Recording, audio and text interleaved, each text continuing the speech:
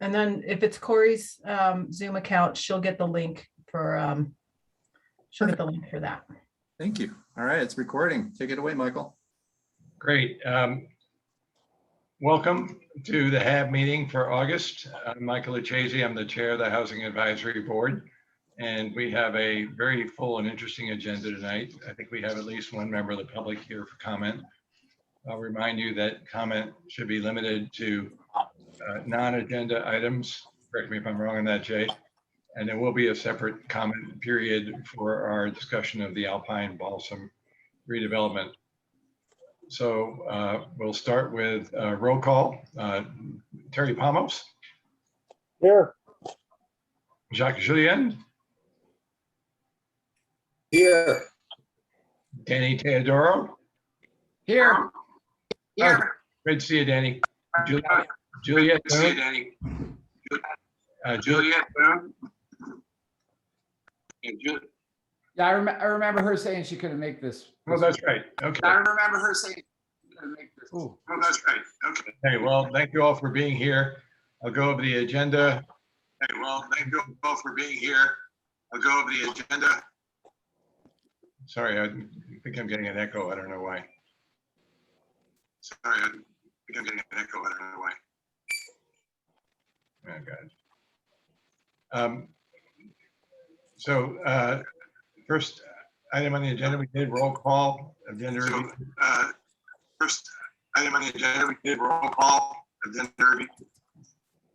God, I apologize. I'm having technical difficulties. And I apologize. I'm having technical difficulties. I'm gonna try calling back into my phone. The sound is terrible. I'm gonna calling back into my phone. Sound is terrible.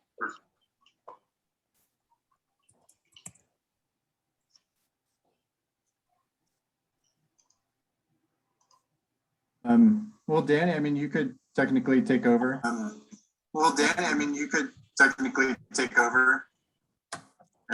think it's going to everybody right now. Yeah. No, I think it would help if Everybody right now. Yeah. I think it would help if everybody.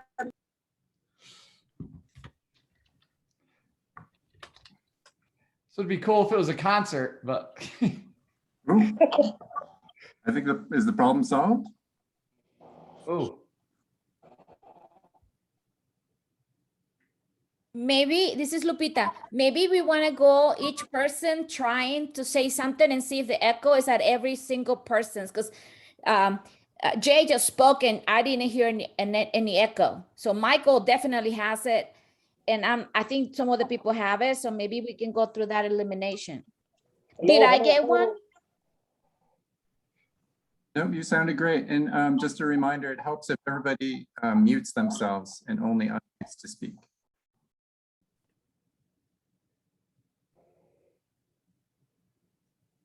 Hello, am I echoing? no. Am I? Jay, you're not? Lupita, you're not? Jacques, you're up.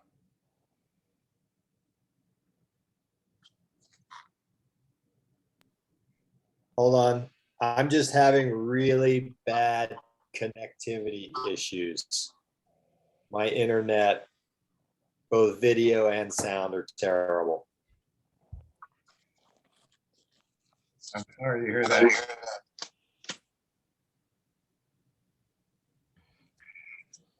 I think I am still having sound problems. Oh, maybe not. You sound pretty good, Michael. You're good. That's great. I'm good. Did you go through the agenda?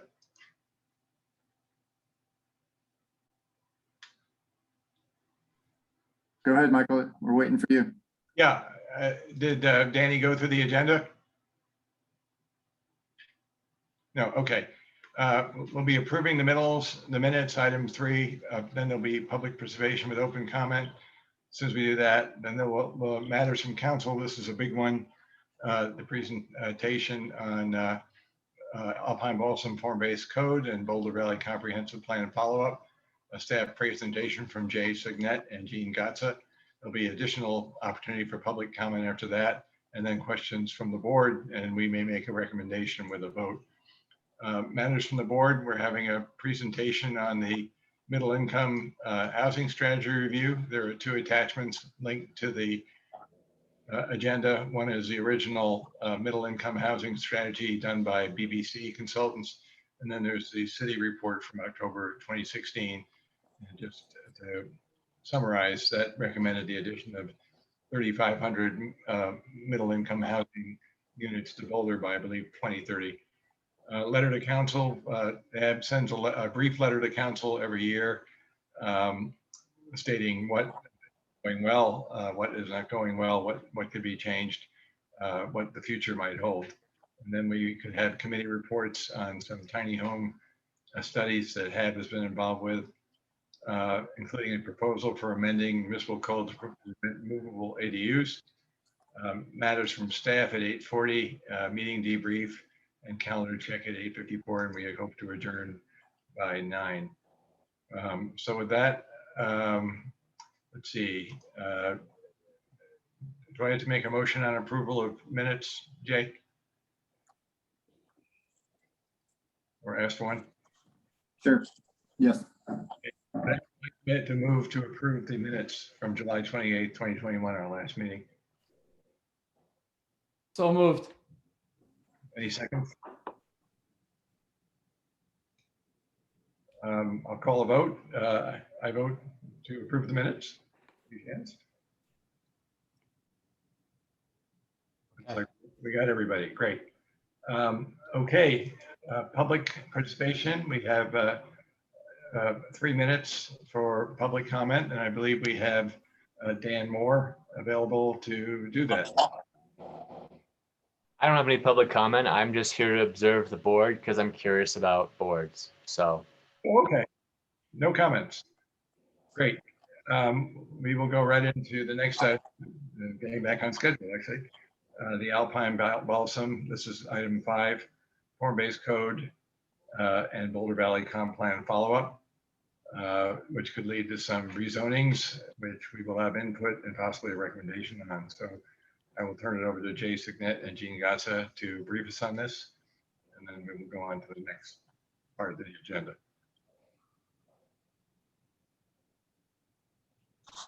Great. It's pretty, there we go. Can everybody see that? Yes. Yes. Put it into presentation mode. Working on it.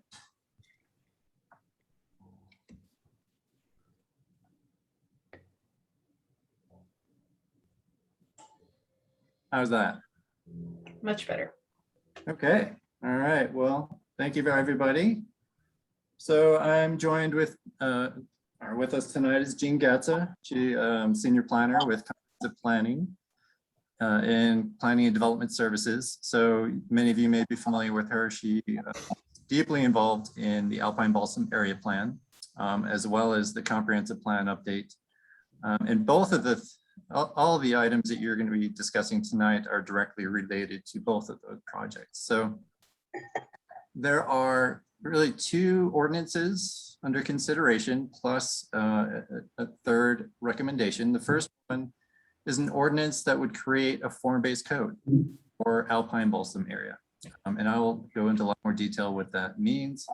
The second is a general revision to the city's zoning map.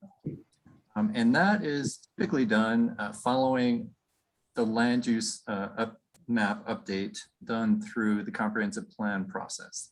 So the 2020 midterm update was completed last December, and typically within 6 to 8 months, we try to follow on with rezonings. And so that's what that's all about. And then the third is really just an amendment to the Alpine Balsam Area Plan Connections Plan. And I'll talk more about that, but that requires formal approval from both Planning Board and City Council. How did we get here? So Alpine Balsam Area Plan, as I mentioned, was adopted by both Planning Board and City Council back in 2019. This was a very detailed area plan. A lot of community engagement. I didn't list all of the events, but it was a multi-year effort. A lot of discussion at council and planning board in the community. The The plan itself is quite detailed, and I'll talk about why that's important a little bit later. The comprehensive plan, in terms of how we got here today, as I mentioned, there was a process that's done every comp plan update. This was a midterm update. So in the spring of summer of last year, there was quite a bit of initial screening and community engagement that identified potential land use changes. Anyone in the community can recommend or request a change, and those get evaluated through a process. And that process culminated in December with the planning board and city council decision to adopt those changes to the land use designation map. All right, so in terms of form-based code, because that's really where we focused our community engagement over the past 6 to 8 months. We held a community briefing on May 24th. We spent quite a bit of time talking about sort of where the form-based code originated, why we're considering a form-based code, things that we're going to talk about this evening. We basically through the area plan. We shared a discussion draft of the potential code changes. We shared a summary because not everybody likes to read code. So we tried to provide a summary of the major changes. That presentation, all of those were made available on the project website. We also held some office hours in June and July for people who really wanted to dig into the details, and several people actually did. They took us up on the offer. We spent quite a bit of time chatting with people, answering their questions. We also did a questionnaire on Be Her Boulder. So that was open from June to the end of July. And just over 190 people provided feedback on the form-based code specifically. So I am going to go back to the general revision. So we're going to start with that first. So as I said, it's a general revision to the city zoning map. We basically repeal and replace the existing zoning map when we do this type of work. And there are 4 specific areas that we focus on. One is Alpine Balsam. So the 2 projects are obviously related. There's some properties near Hillside Road, some properties at 47th, which is Valmont and Foothills Parkway, and then also up in Gun Barrel at Odette. So the first one, this was initiated by the city, and this is specific to the city-owned property between Alpine and between Balsam, and also between 9th and Broadway. It does not include that yellow and pink parcel in the southwest corner here. That is not city-owned. So the request was that all that the land use designation was public, and what we proposed, or what was adopted, was a change from public for the western portion of the site to high density residential, and this this corner, this purple hatch area, to mixed use business. And the rationale for that change last year was that it was consistent with the comp plan policies, as well as the area plan for Alpine Balsam. So what we're recommending today is a change for that large portion that was public from what is it? From P, sorry, to RH7. And also the northeastern piece, change the zoning from P to mixed use 4. And the reason for doing that is it really aligns with the Alpine Balsam area plan. We'll talk more about that in the next part of the presentation.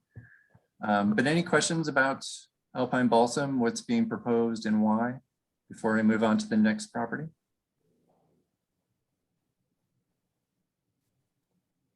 Okay, keep going. So Odell, you might remember this. So the Boulder Housing Partners purchased a piece of property, just under an acre in Gun Barrel, and requested a change through that process from mixed use industrial to high density residential. So that was changed last fall.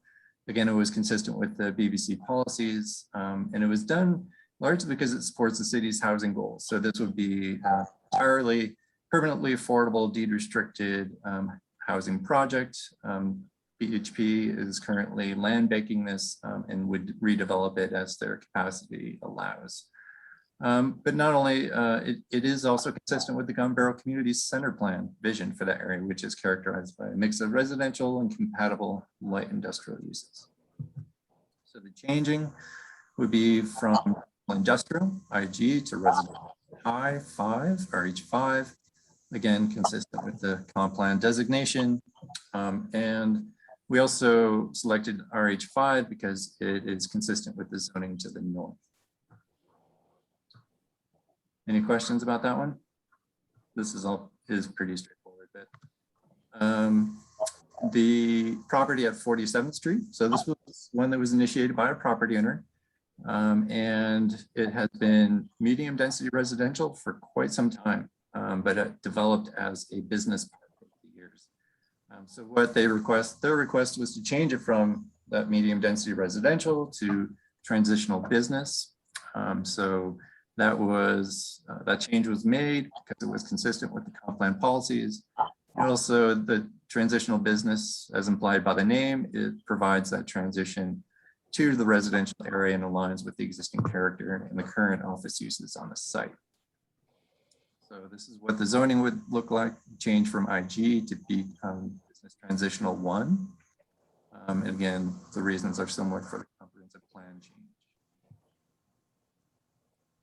All right, interrupt me if you have any questions. Otherwise, I'm going to keep going. Yeah, Please. on B and C, is this strictly entitlement process so far, or do you know of specific development ideas for the sites? For B and C? Yes. Or C is entirely already developed. It's office. B, Odell Place, is a vacant lot. And that's where I was saying Boulder Housing Partners would likely develop the entire site as a permanently affordable housing project. Right, but that's as far as I've gotten. They don't have a specific proposal. Correct. Yep. Thank you.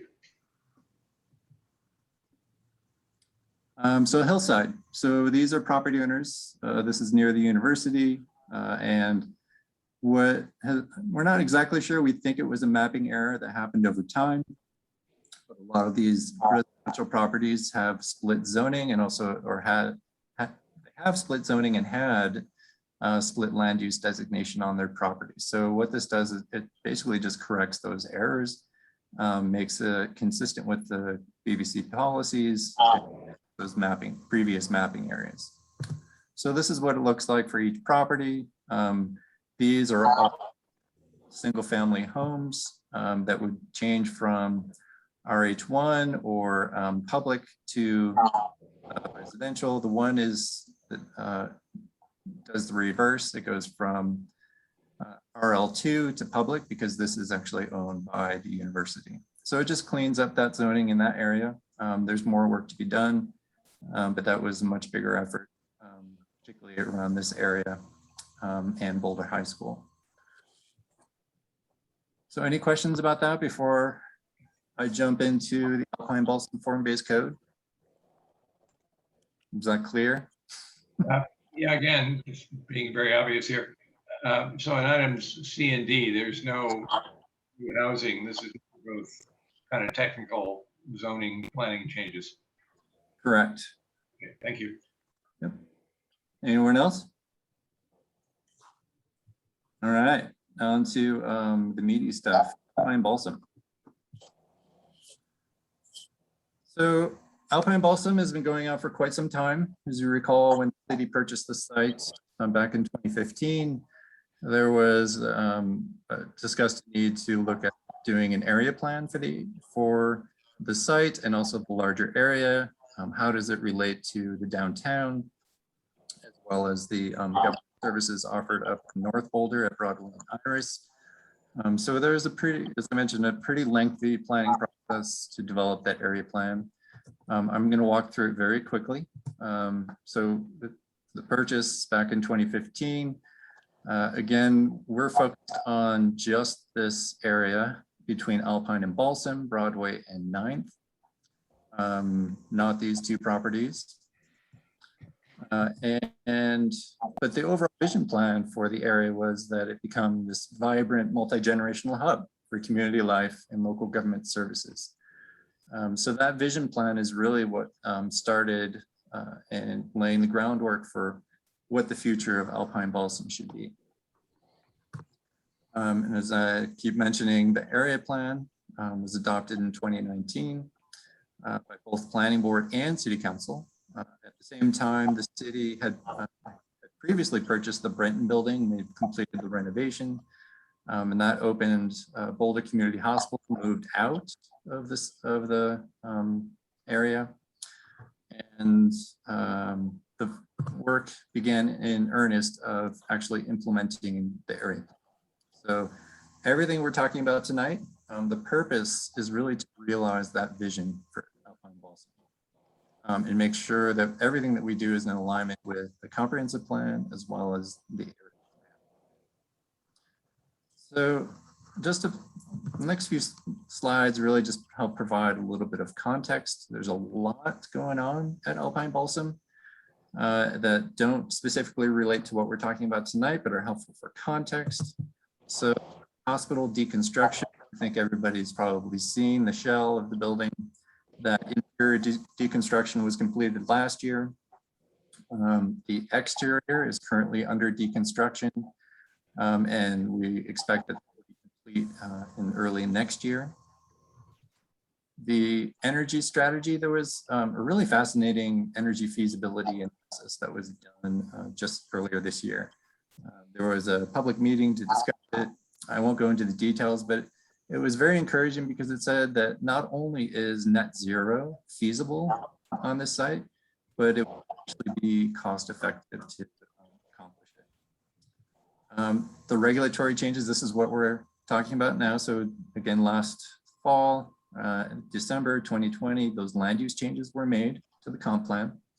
And right now we're talking about the rezoning and the adoption of form-based code. Once the regulatory structure is in place, then there has to be the exploration of a general improvement district, which would set up all the access and mobility pieces that are necessary to make the site work for future housing and office use. And then also flood mitigation. So a lot of the design work has been completed. There are additional steps that need to happen with FEMA in terms of approvals, but that construction should begin in early 2022. So those are a lot of the other activities that are happening. And an important piece of this is the Western City campus. The idea that Alpine Balsam becomes the home to a lot of city functions, right? So we have a lot of our services and our staff scattered in buildings throughout the city. The ideal would be to consolidate them in a single location. So the pandemic kind of threw that for a bit of a loop. It sort of redefined how we work. So we're still working through those issues and how that space should be designed and programmed. But that should happen, be complete in the next year. Then they will move through city review and permitting, construction, and potentially occupancy by 2025. And this is actually lined up fairly well with potential future development housing on the site as well. So the schedule, there's a lot going on. We're pretty close to sticking with this basic time frame. And this is just to show that there's a lot of interdependencies. Work in one area if the other, and it's a big puzzle that we city staff and our partners are working through. So as I said, the area plan is really the basis for the form-based code. So it's important to go through and understand what that calls for specifically before we talk about the area plan. So I'll start with the access and mobility recap. So there's the flood mitigation, which is running through the site east-west, just north or just south of Balsam Avenue. There is a new 11th Street connection, north-south, through the site that doesn't exist. There are new bike and pedestrian connections. Oh, and I have these little call outs that I forgot to use. So there's the Greenway. There's your new pedestrian connections, the linear parks.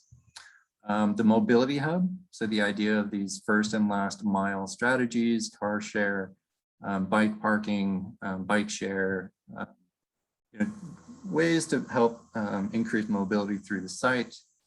There is also the shared parking facility that the city owns. So all of the parking would be shared for the site. We're not proposing any new parking with the exception of potentially this western parcel.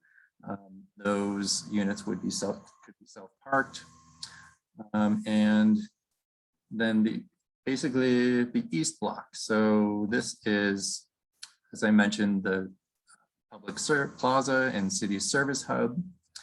And new public plaza. So the city would also develop this, sort of be responsible for developing the public plaza, as well as 11th Street and the Greenway. Those are elements that would happen as in parallel with the pavilion reconstruction. And then what's a little bit different is the flex space. So we are looking at this portion of the site, potentially to relocate the Age-Well Center west. So currently the Age-Well Center at 9th and Arapahoe for older adults. It's a much older building. It's been in disrepair. It's also significant portion of it is in the floodplain. So if we could relocate this to provide better services to our older adults, that would be ideal. And another potential idea is to provide housing for older adults, specific to older adults in the upper floors as well. So those are ideas that are getting explored for the Eastern Block. The center block, so new housing. So this is high density housing. The area plan called for 3-story stacked flats. The flex use, that there was quite a bit of discussion with the county after the area plan was adopted for potential co-location with county civic uses or county uses. That was decided to be infeasible, and I won't go into all the reasons, but basically now it will be the focus is on 4-story housing. The Western Block, so this is the also high density housing, but it's really limited to 2 to 3-story houses. Potentially some stack flats, but the focus is on townhomes. And then just to recap, so the idea is that to balance land uses to achieve sort of that city facilities consolidation with a strong focus on affordable housing, and we can talk about that more, and a diversity of housing types as well. It's very important, the diversity of tenure, rental and ownership, unit sizes, who we're going to serve, sort of the idea we want to provide for a multi-generational hub. And it's going to provide some very significant improvements to the public realm in terms of access and mobility, as you can see with all the new walkways, street connections, and a lot more permeability through the site. Everybody with me so far? Okay. So the building height, we just like to be very clear. So the form-based code is taking its cue directly from the area plan in terms of what that called out for in terms of building heights, and you'll see that in the form-based code. And before I talk about form-based code, I just wanted to be clear. So we did evaluate some different approaches. So we could have gone with traditional zoning, we could have gone with form-based code. But early on, I think we received support from both planning board at the time and city council to pursue form-based code to provide some more predictable results. And I'll explain exactly how it does that. So if you're not familiar with form-based code, it's organized by building form rather than use. So traditional zoning is really focused on use. And the way that it focuses on building form is that it has very prescriptive design regulations in terms of what's required. And I'll explain a bit more about that. But again, the intent is to provide that more predictable built environment and focus on, who is interacting with those buildings from the street. So how do you build that higher quality public realm in between the buildings?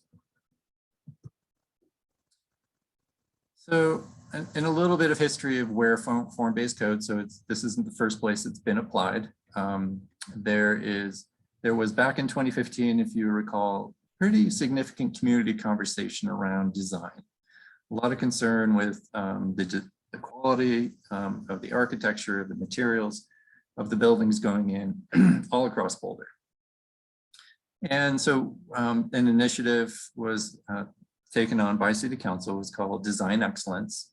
And we brought in an outside consultant, Victor Dover, to help us sort of understand, what is it specifically that people are not liking about the buildings that are getting built in Boulder. And one of his recommendations was that the city should explore form-based code. And he was very clear, form-based codes are not appropriate everywhere. Form-based code works really well where there's a fairly developed area plan. There's all the big decisions about height, about bulk. Those things have already been decided, but it helps you ensure that a lot of that intent actually gets implemented.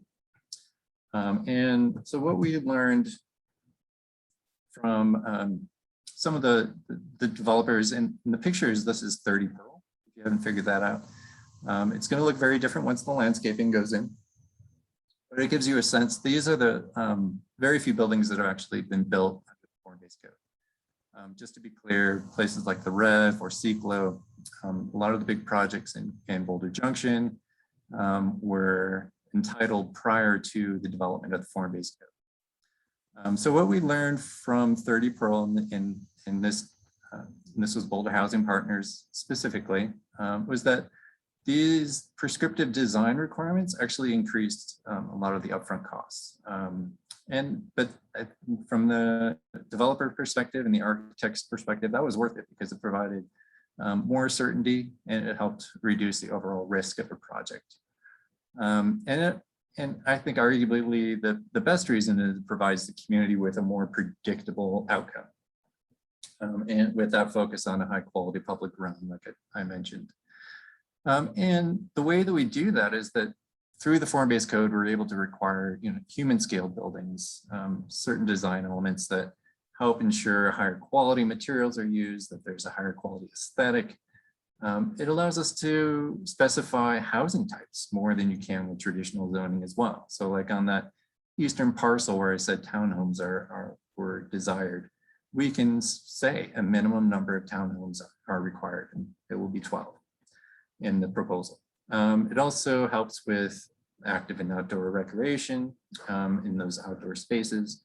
And interestingly enough, what the biggest lesson learned was where we identify where we can access buildings for trash and services. So that was a big challenge. We wanted every side of the building in Boulder Junction to be beautiful and perfect. And we didn't really factor in the fact that we need service vehicles to access the buildings to sort of that ugly side. So let's talk about the form-based code. So we're going to start with the streets, the paths, the greenways, and outdoor space. As you can see, there's that new 11th Street connection that's north-south through the site. There is a new public street that wraps around those private parcels that provides access to parcel A here.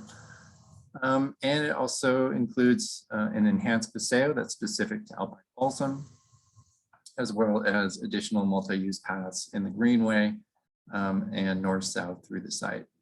It also identifies the outdoor space, so it's a slightly different element that really emphasizes the connection between the enhanced paseo and the greenway, and then also identifies the greenway. So those outdoor spaces and paths.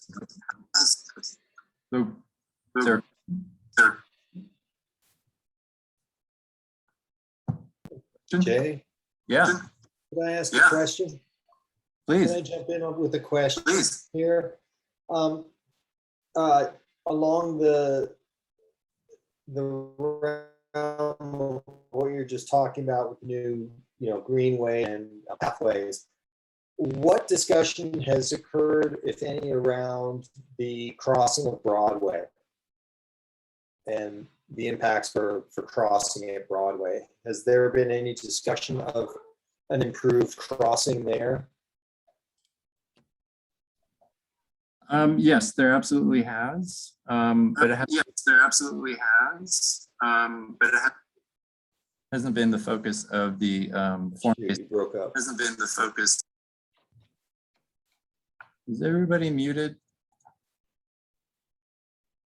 And maybe Jean can elaborate. Jean? I just muted Jacques. I think that's where we're getting the feedback. So Jacques, you'll just have to unmute each time you speak. I think it is too. Sorry, Jeff.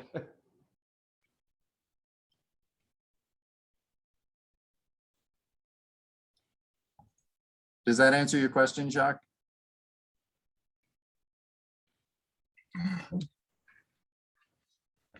No? Unmute yourself then. Yeah. My connection is so bad, I lost half of what you said, unfortunately. I'll say it again. I'm going to mute you. So yes, as part of the Alpine Balsam Plan, there were discussions about a better crossing at Broadway. I think there were even discussions about an overpass or an underpass. So that level of detail we haven't gotten to. So that would be part of the implementation phase. But the form-based code and the rezoning is sort of the first step. So there are a lot of more details that need to happen. All the design of the streets, understanding all the design parameters of the buildings. So yeah, there's still a lot more to do. We're just trying to create the regulatory structure so that it is done well. Jay, I might also add that there are recommendations in the connections plan and in the access and mobility section to improve those, improve the pedestrian experience for the crossings at Broadway. The multi-use path, one of the key recommendations that I think was a specific from Planning Board and Council was to extend the multi-use path to the degree possible onto the at Balsam, to connect that through and definitely improve the experience of crossing at Alpine. Okay, so keep going. Almost getting close. So there is outdoor public plaza that we just discussed. There is a specific enhanced paseo for Alpine Balsam that's different than Boulder Junction. It's a bit wider because there was really an emphasis in the area plan for that this east-west spine through the middle was really supposed to be the heart of the community. And it also has a 20-foot wide fire access easement, just to make sure, because there aren't any, won't have access along Balsam for fire trucks. All right, buildings. So as you can see, the regulating plan for the form-based code identifies building types. There are 3 different building types. There's a general building, there's the civic building, as well as the townhome buildings type. So there's also required storefront treatments. So you'll see that there are type A and type B frontages. So type A is supposed to be the public face, very pretty. Type B is where you can have things like trash services. But there are also additional regulations that take into consideration location of plazas, paseos, in terms of what you can and can't do in terms of entrances. It also identifies the maximum building height. So you can see each parcel or each section has its own limit on stories. And then it's also important to keep in mind that it's the base zoning that determines the uses. The area plan, the form-based code, again, focuses on form and not use. So the uses are still dictated by the zoning. So it's important to keep in mind, city will be the co-master developer for the entire site. So when we say developer responsibilities, for the vast majority of this, the city will be partially responsible. And that will happen in terms of the overall design or entitlement process. So in terms of what's allowed to be built, the design of the buildings, as well as the infrastructure, that will all be partly through city control. But there are some things that are the developer responsibility. And what we heard clearly from the community was the importance of this permeability into the site. So right now, I'm familiar with it. So it's just one big block, mostly parking lot, wanting to have those connections through the site and focus on durable materials, things that aren't going to fall apart in 10 or 15 years.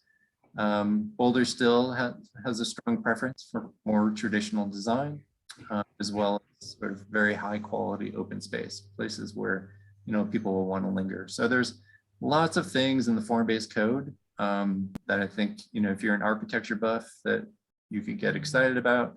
Things about the golden rule, articulation between different stories, all these requirements that basically ensure that we have a visually pleasing building that's human scale, and that those spaces in between are very carefully thought for.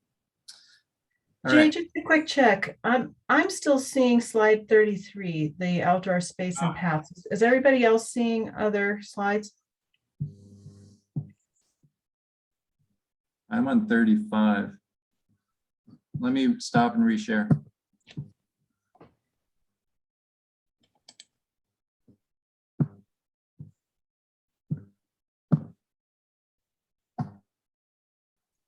Where am I?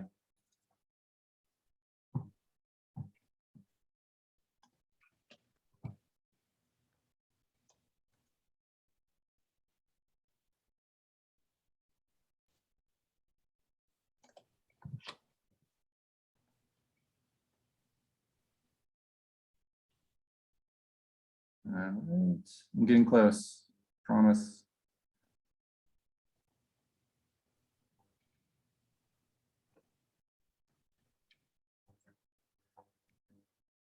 Why is it not showing it? There we go. Starting. There we go. How's that? That's better. Yeah. We're seeing your next slide part and the notes though too, so. That's weird.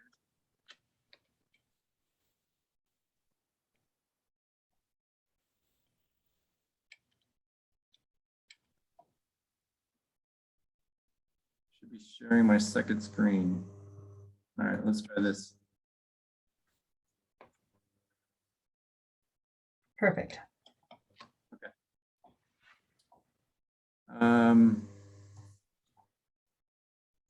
All right, almost done, promise.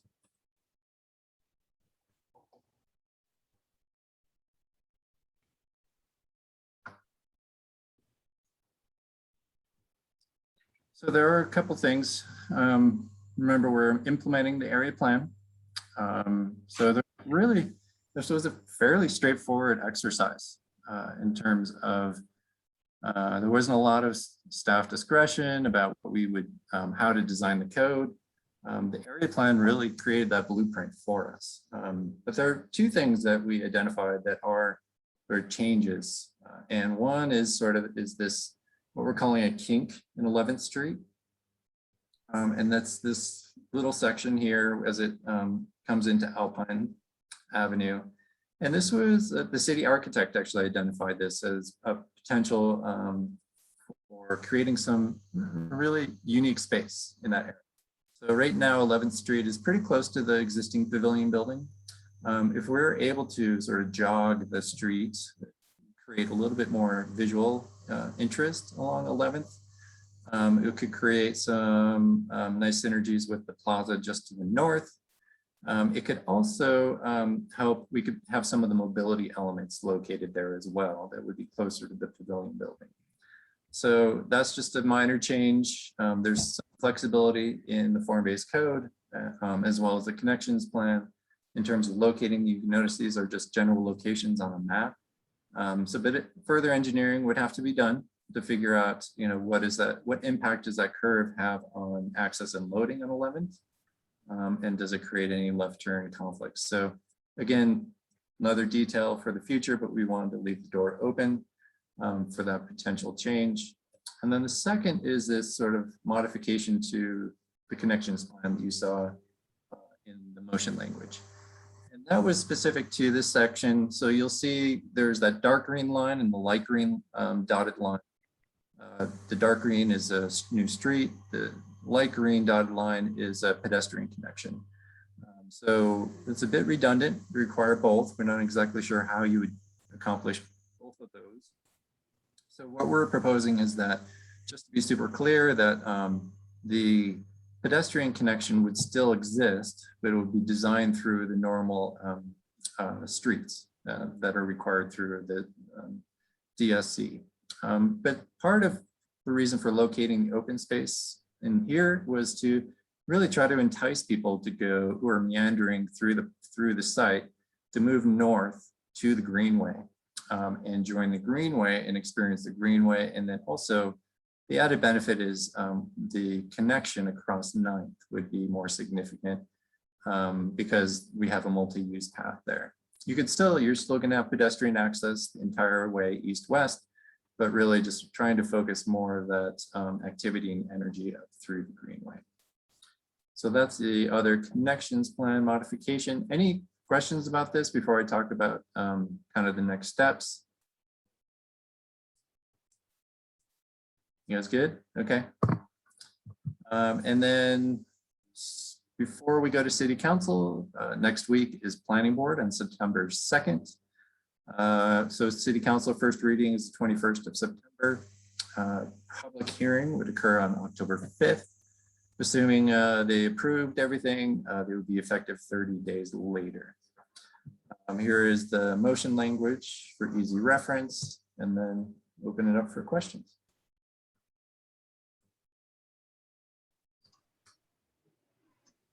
Question first or public comment, Jay? Questions from you, and then we'll move to public comment. Okay. I got a few questions, but I'll let someone else. Michael, weigh in.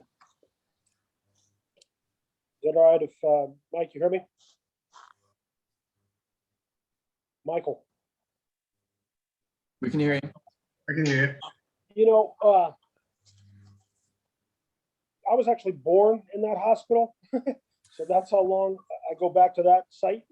And I have to say that what this process has, I think, rendered a really, really good master plan. I really like so many things about it. The connectivity, the paseo, the plazas, the more density on Broadway, scaling it down as we move towards the park on the west. All that's really great, really great. I think if a couple questions, Jay, how real is the potential county component there? And how real is the city consolidating all of their, or a lot of their services to that location? And then the last thing is more of a micro issue, is leaving the parking structure there is great. But is that parking intended to service the residential more to the west as well? Or are the townhomes or stacked flats going to have their own parking? So it's kind of 3 questions. Yep. All right. Let me see if I can remember them all. So the county offices, that is not going to happen. So there was a working group of county and city staff who determined that the parking demands would be so great for that county facility that it made more sense for them to relocate elsewhere. So no, the county will not be there. That pad will be focused on future housing. Perfect. Consolidation, I would say yes, there's definitely, the city is moving in that direction, and likely that will happen. I don't think there's anything holding it back. I think there's just the pandemic, if anything, told us that we can make less office space. So we've let go of city office space in anticipation of that. And we're in the process of potentially decommissioning buildings as well. So that's the first two. The parking structure, yeah, you're correct. So parking demand for parcels, the high density housing in the central blocks and the north eastern block, those, yes, will be served by the parking structure. The townhomes, the western corner, that will be self-parked, but there is a potential, if there is available parking, you know, if there was a second vehicle, they might be able to get access, assuming, you know, because it would be part of a larger parking district. Got Did it. that answer your questions? Absolutely. And I just can't stress enough how much I like what's happening there. I think it's great. You know, anytime we can get more housing, especially in that location, you're trading out an old hospital that's just an eyesore. It's just really good. I love the connectivity. I love the sales. The plaza, I think, is going to be great. I'm assuming that mixed use building on the northeast corner is going to have street front retail or office, which is what I think should be along Broadway and Balsam there. And then just as much housing as we can put going west. I think it's great. It's a really well done. Hope we can do it now. And in closing, I'm hoping that if we consolidate the city buildings, the city services here, the old city service buildings, wherever they're spread out, can be repurposed into housing. That would be my 2 cents, wherever it's possible, and not just rented out as additional commercial space, because, you know, I think we need housing more than we need commercial space. That was very observant, Terry. That is exactly what we're discussing. Excellent. Great. Other questions from our board? I do. Go, Danny. Okay. So I just wanted to say first, I mean, I love the form-based code. I think it's creative. It's very pragmatic, and just going through the whole dynamic of it. I think it really works. But I just my question is how the form-based code will kind of align with whatever kind of use contemplation, because I think you probably need to have something too, and I'm sure you do. I just want to make sure I understand that properly. And then the other questions that I have just regarding, I guess regarding parking and traffic flow, because I remember us talking quite a bit about that, Jay, back in it was 2019, I guess, when we first started wrestling with this. But so the other questions in that regard were just so there's that whole concept you mentioned, the city sharing parking with the residents, and just kind of how that plays out. And I know that we had talked about utilization of parking spaces like across the street on the other side of Broadway over there. And I know parking is one of those things where, you know, we really want to try to encourage alternative transportation and stuff here. But how does that play out now with now that we're getting a clearer picture with form-based overlay and stuff? So that's basically, you know, and then transit, just because of how everything affects Broadway. You know, that's looking for parking spaces, access for residences, et cetera.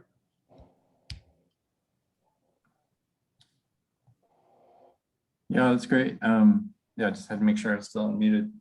So, yeah, we had to do a zoning analysis to figure out what the appropriate underlying zoning would be.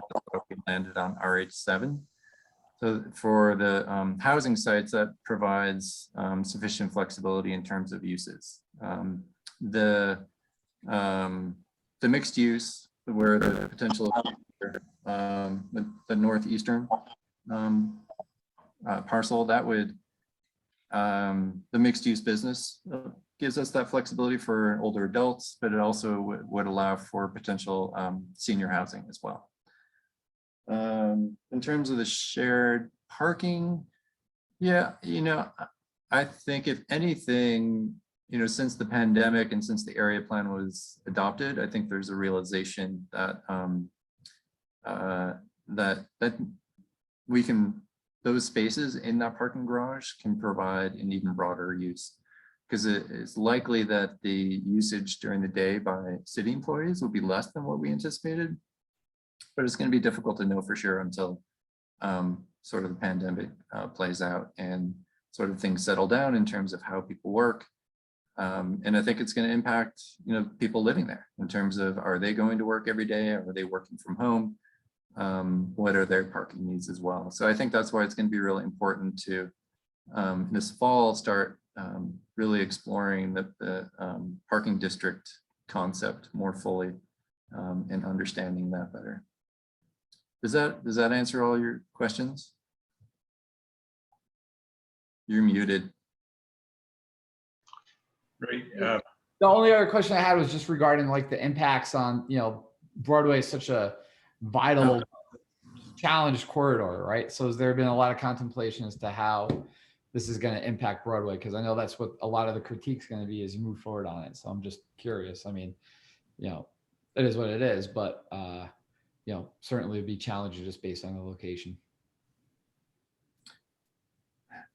Yeah, I mean, I think it's the same answer to Jacques' question about, the crossings. And I know there was a lot of discussion in the area, and the connections plan does specify specific things. I wasn't involved in those conversations, so I'm probably not the best person to speak to it. But I would definitely encourage you to read through the connections plan.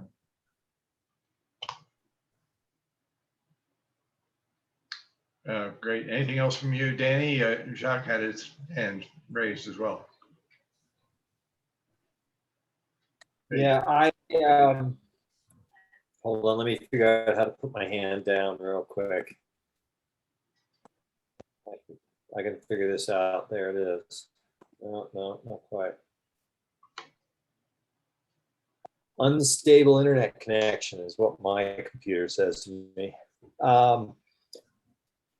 The questions I had were pretty much answered in there, Jay, already. I just wanted to, and they also, crossings at Broadway and 9th Street, and we've covered that. I was curious about what's going to happen to other buildings that the city would be abandoning, and those locations. I know many of them are flood impacted spaces, so I was curious about the housing ability, there to put housing, and what if that's been looked at, or how that might play out with getting housing in those areas where the city's backing out. And if you have any more info on that, that'd be interesting to hear. And I guess the other question was, which you also touched on, so maybe we don't go back into it, is just what the process is with COVID, as you just said. Like, has that had expectation of decreasing the amount of city needed space there, or is that number still holding firm? And I think you said it was holding firm. I just wanted to kind of confirm that. And other than that, I just wanted to say I'm kind of aligned with everybody else. I like how this is coming out. Overall, I think it's good. As Terry said, as much housing as we can get. I don't know if form-based code allows for it. It's a little bit tongue-in-cheek, but the old hospital had a nice curve to that northwest corner. And if we're going to do human scaled stuff, humans aren't rectilinear.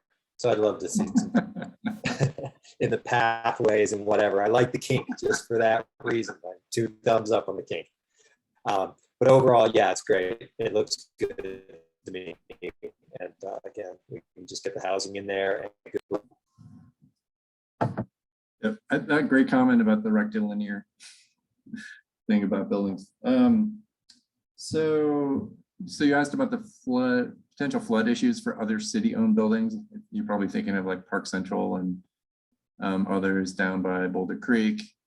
So yeah, I mean, and even Agewell West. So that's not the entire property is in the high hazard zone. So there are potential options for redevelopment with housing.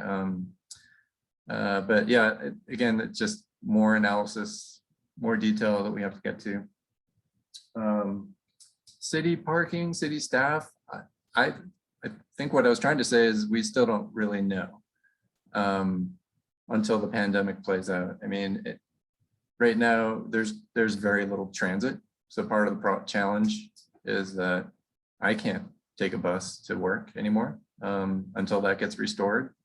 I don't think we're going to know what the demand is going to be.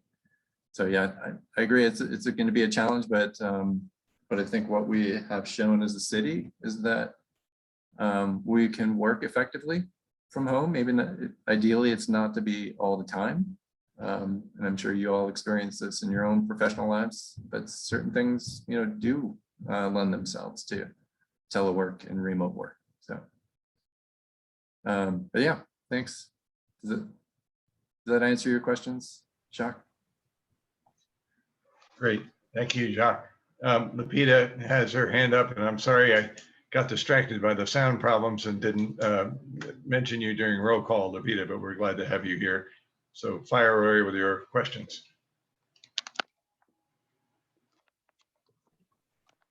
Thank you, Michael.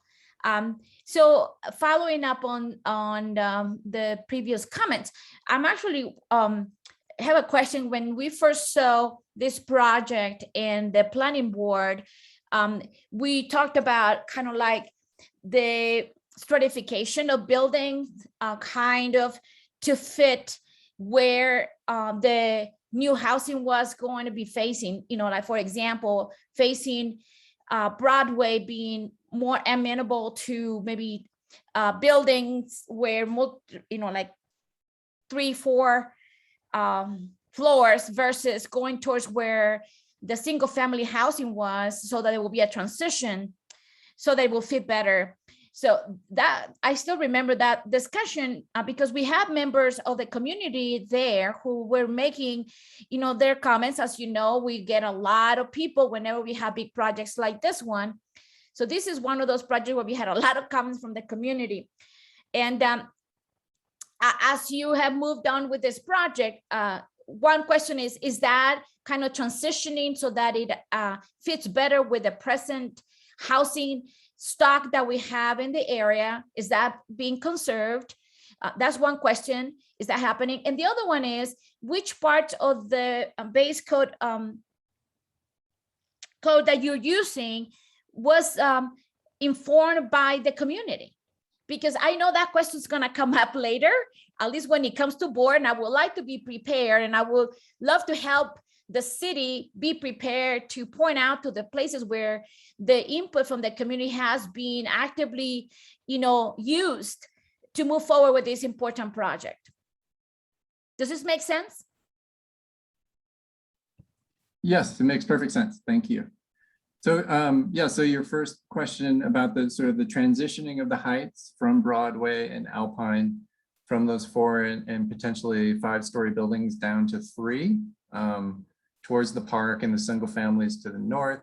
Yeah, absolutely. That is captured in the form-based code directly from the Alpine Balsam area plan. Does that make sense? Yes. So that regarding to that, how about other instances? So everything, the point that I was really trying to make is that everything in the form-based code comes directly from the area plan. So there's almost nothing that is proposed in the form-based code that wasn't discussed as part of the area planning process. So everything that we heard from the community, and I tried to point those out during the presentation. So the diversity of the building types, the permeability of the site, all the pedestrian connections, all of the plazas and public space, the quality of materials. So, I mean, the list goes on in terms of what we heard through the area planning process. And then also was reaffirmed with what we heard as we were developing the form-based code, right? So we heard a lot from a lot of people at the open house in March. A lot of people, the 190 people that participated in the poll on Be Heard Boulder. A lot of people were excited. They were supportive of the direction. They felt that it stayed true to the area plan. We did hear a lot of concerns though. I mean, there's still people in the community who are concerned about the heights of the buildings, the type of housing that's going to go in. And so I don't think there's going to be necessarily complete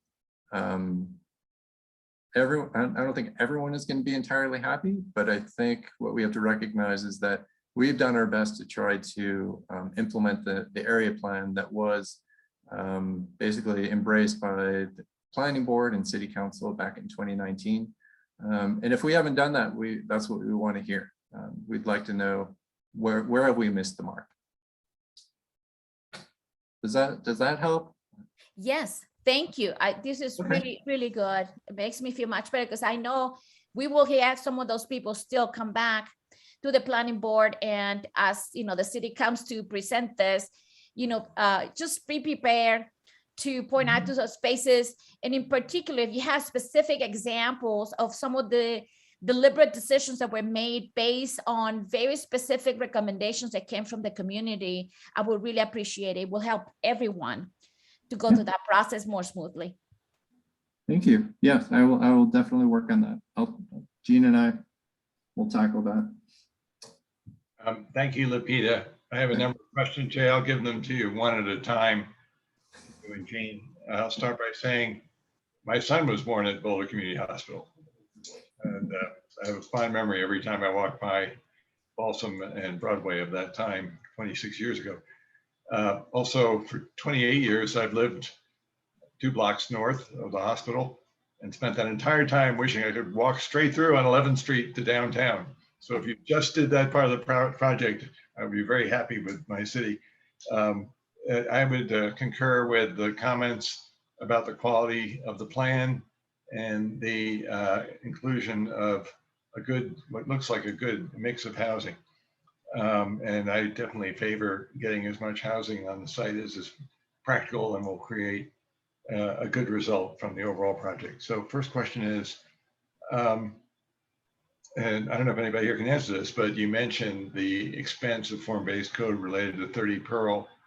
Has there been any analysis of, I know that was good for the developer and it's good for the quality of the project, but what effect did that have on the production of housing? Did it reduce the amount of affordable housing that could be provided on that site? No, I mean, I asked that question specifically. And I think the response that I got was, yes, well, and we did have to spend more money preparing materials and submitting materials, but we saved roughly an equal amount of time because we had to go through fewer steps or less redos of plans and drawings based on feedback from either planning board or city council or staff. So it was kind of a wash, but I think there was definitely the lesson was it's worth it. I mean, it might be extra work, might even be a little bit of extra time. It's not really extra cost, but it gets better results in the end. So you're referring to the costs borne by the city, not by the developer, builders who produce the housing? Well, it's almost one and the same. Every dollar that we spend on development review or a developer of affordable housing, we pay for that in some way or another. But that's just, Boulder has very high design expectations, very high standards, and that's the environment we're in, and we're going to pay for it. Okay, and just to rephrase that question as bluntly as possible, do we get less housing out of it because of all these hoops we're jumping through, which I agree. I mean, they make for a better project, but are we getting less housing out of it? Yeah. I mean, it's hard to quantify though. It's like, well, what do you want to compare it to? What these standards do you want to compare it to? Maybe probably have to look at, well, I don't know, we'd have to look at another housing project, I suppose. But thank you for that answer. And then you mentioned the city will be the co-developer, and I understand some benefits for that, but I'm wondering, is there another possible scenario of, say, just selling the site to a master developer who would do all the work with lots of requirements and restrictions for all these goodies and amenities that you just described? Yeah, I mean, and it hasn't been fully decided exactly how the city will dispose of the site, or but I think initial discussions is that, you know, we have a really good project with 30 Pearl and a pretty good model where the city retains control. I mean, that's the advantage of being the co-master developer. We can retain control over the project a little bit more. We have, when we can develop the property. So when we sell, if we do sell one or two of the parcels, we can sell them fully entitled and with infrastructure, and we can get a much higher value for those parcels. So it's kind of, you know, we can pay a developer to do that, but we're going to be paying a developer fee when we're going to be paying their expenses. So I think there's definitely efficiencies and potential cost savings for us to retain ownership as long as we can, and also control, so that we do get the outcomes like we want. I mean, you're right, the form-based code is designed to ensure that we retain those, but it's hard to know what issues are going to come up. Interesting. This is more of a comment. We did my organization did a tour of downtown Westminster last week, and that's a city-controlled development to redevelop a dying, dead shopping mall. And I got to say, they're doing a good job. It's got nice public spaces, it's got good architecture, a lot of variety. It's a different kettle of fish from Alpine Balsam because it's 100 acres, but it certainly shows it can be done to a very high level of quality. And here's a question for Lupita. I wonder if you could summarize some of the internal discussions that Planning Board has had about Alpine Balsam, in particular relation to type of housing, mix of housing, density of housing, heights, and so forth, and just kind of give us a sense of where you might be coming from. Well, it has been, thank you. It's been a you know, like a mixture of discussions, and they come up from the various programs. I know Balsam, Alpine Balsam came up just recently in one of our meetings, even though we were not officially covering it, but it was in relation to, you know, like capital improvements, for example. And so one aspect of the discussion they came up very clear was that some people in the planning board were concerned about the input from the community. That's my comments to Jay today. I want to make sure that that part is well covered, because they will get questions, and sometimes you know, the public are there, and we want to make sure, well, at least I like to make sure that the city comes across as, you know, we are listening and they are integrating this. So just maybe being a little bit more proactive in public will be very helpful. With regards to the housing type, for example, we have discussions regarding the need to meet the missing middle. And, you know, I was just reviewing the documents that you guys provided for today's meeting, in particular that report on the missing middle, and there are very specific, simple recommendations we have to do with attached housing to meet some of those needs, because they're just becoming increasingly more difficult for people to afford housing here. If we were to kind of keep in mind some of this, you know, specific but very salient points that come recurrently in our meetings, you know, how much input are you getting from the community? You know, if it's something that involves floods, for example, those are topics that, you know, you're going to get lots of questions because the city are concerned about those. We have had experience with floods. So anything that involves flooding, you will get, you know, people interested in. So it's good to be prepared to have good answers, and in a substantive way, give the community and the planning board, I mean, I'm just putting my planning board hat right now, the confidence that these thoughts or these decisions have been well thought out. It just takes a little bit more dedication and explicit statements. That's why I wanted maybe like remind Jay what's coming, so that, you know, you guys are prepared, because we are going to be asking those questions. And so those are the kind of things. And what I mentioned earlier about Balsam, Alpine Balsam, was specifically based on the discussion we had, I don't know, a year and something ago. Some of these questions that you guys are asking right now, I believe I think Terry asked regarding, whether there was going to be not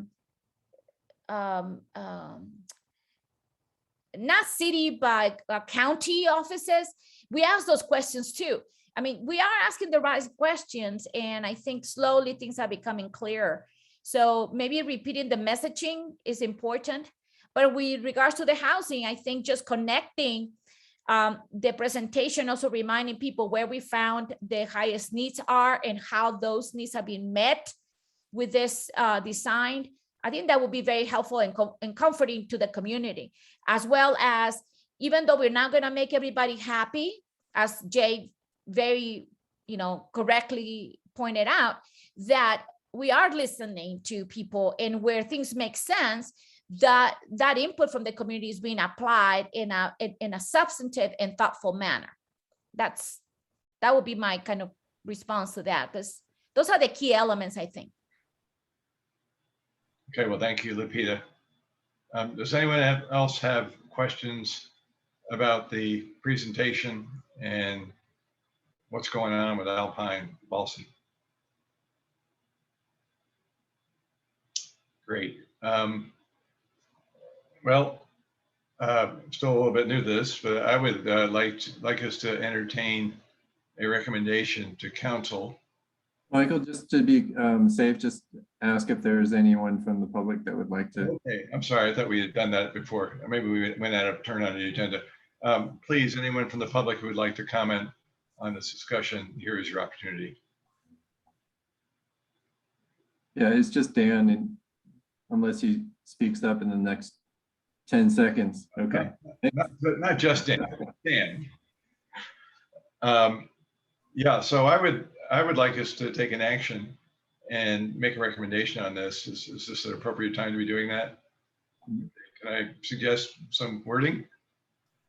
I propose that HAB make a strong recommendation to City Council on adoption of the form-based code, especially as it pertains to a robust housing element that we think will add to housing diversity at a key site in our city.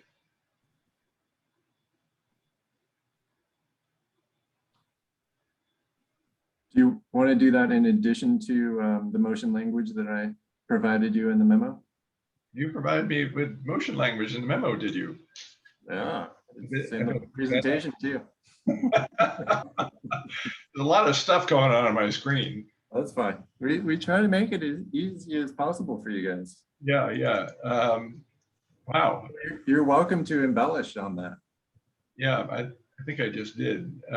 Is that in the packet? I can also pull up the PowerPoint again. Yeah, yeah. If you can pull it up, I apologize. No worries.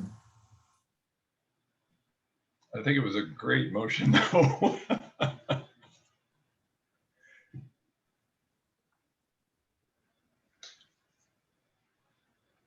Here we go.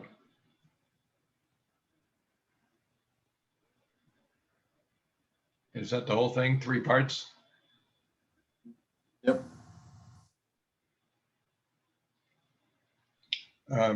This looks pretty darn good to me. Any comments? Yeah. So I just, based off what Michael was saying too, I'd like a, like a number 4 or something, saying that we strongly support the steps taken to date to develop this plan and focus on provision of housing through this plan. And, we are encourage the board to move forward accordingly. Yeah, yeah. I think something like Danny and I just put forward would be a wonderful preamble to the technical language. And, we want to jump in with both feet, and if we get the vote, and say we're really for this, and yeah, it's a great opportunity to produce housing at a key site.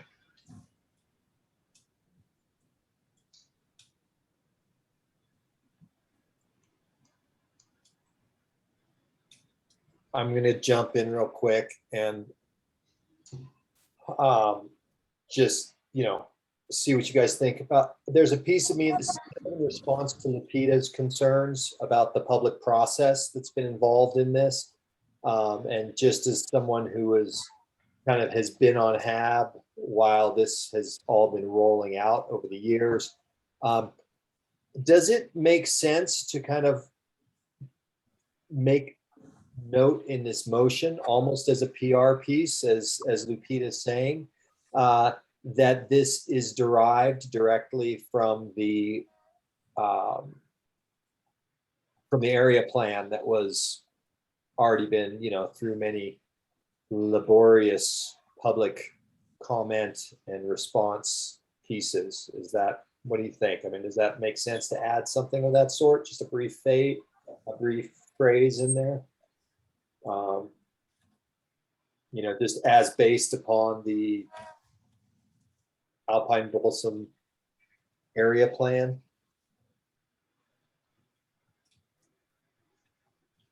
As adopted, yeah. I think it makes sense. Because I do think that we have that, in the community, and just with the amount of time that passes between these things moving through the process, it's kind of hard to track that so many of these discussions have been engaged with, and we've made some of those decisions, and now we're just trying to implement. So what if we said, what if we had a number 5, Jacques, that said, we find the proposal to be strongly consistent with the Alpine Balsam area plan, which was developed through extensive public process, and encourage continued public process as the project continues, something like that. Because I think that wraps in the notion that, we've been down this road a lot, because I think, I do think that's an important part of this too. And public process and everything is obviously, for the past couple of years now, has been pretty challenging, right? Just because of the forums, et cetera. So I think having something like that and just noting that, this well precedes COVID, anything, it's kind of the continuation of a vision that's been well thought out. It was really helpful in terms of, what we're trying to say about this. I'll also note that this really gets to an existential question about the planning process, and it came up at Spine Road, for example. Public input is important, what the neighbors think is important, but there's also the issue of what's good for the whole city. What does Boulder need? What are the overall housing needs? And there has to be, I'm not suggesting this for language in the resolution here, but there has to be acknowledgement that sometimes there's a greater goal, and if it means there's one more car in your street or whatever the number might be, that could be an effect. But we're improving the community overall by moving forward certain projects that meet other standards. So that's really kind of a speech, but that's where I'm coming from. Are you guys seeing what I've written? I'm trying to capture what you're saying, but please tell me if it's correct or not. You're talking about the language in the recommended motions? Yep. Yeah, we have 2 number 3, so that needs to be corrected. Yeah, I don't know how to do that. Yeah, that's fine. But I'll fix it in the. I think what we're saying is kind of implied in the language that's there already. I don't know that we're adding a lot of substantive material. I think it's kind of feel good language, and that's good if we feel good about it, but I don't know that it's really adding to the value of anything. Well, I'm a strong believer in a call to action, even if it is, just a little window dressing to make it clear that, we really support this. Aside from the technical support, we think it's the right thing to do. Oh, it's very much the right thing to do. It's 100%. Yeah. So I'm a big believer in not being ambiguous and, saying it loud. Yeah, and I do think, Danny, especially in these types of projects, and I think it goes back to what Michael was saying about the planning process and the community engagement process that goes along with that it's important that we do those things, but we also have to remind people, I think, that we have done those things. And I think it's important because otherwise we can get derailed by the same repetitive discussions over and over and over again. And at some point, I think we really need to say, we've been through this, we've had these discussions, we're basing this new process on that, so that, as Lupita said, people understand that has happened. So I think there's a value in it. I think for you and I, we know what's going on and we get it, but I think that for kind of that PR piece, I think it's really worthwhile. Add it in. Any changes to what I wrote? Let's give it a read. Can you guys see that, or is it too small? I can see it. Guys, if you know, I know that you're thinking the mentioning of the community engagement being something of a PR thing, but I think that you don't even have to add something extra, but kind of like just insert something like in the first motion where you say, recommend the adoption of the ordinance, creating a form-based code for the Alpine Balsam area.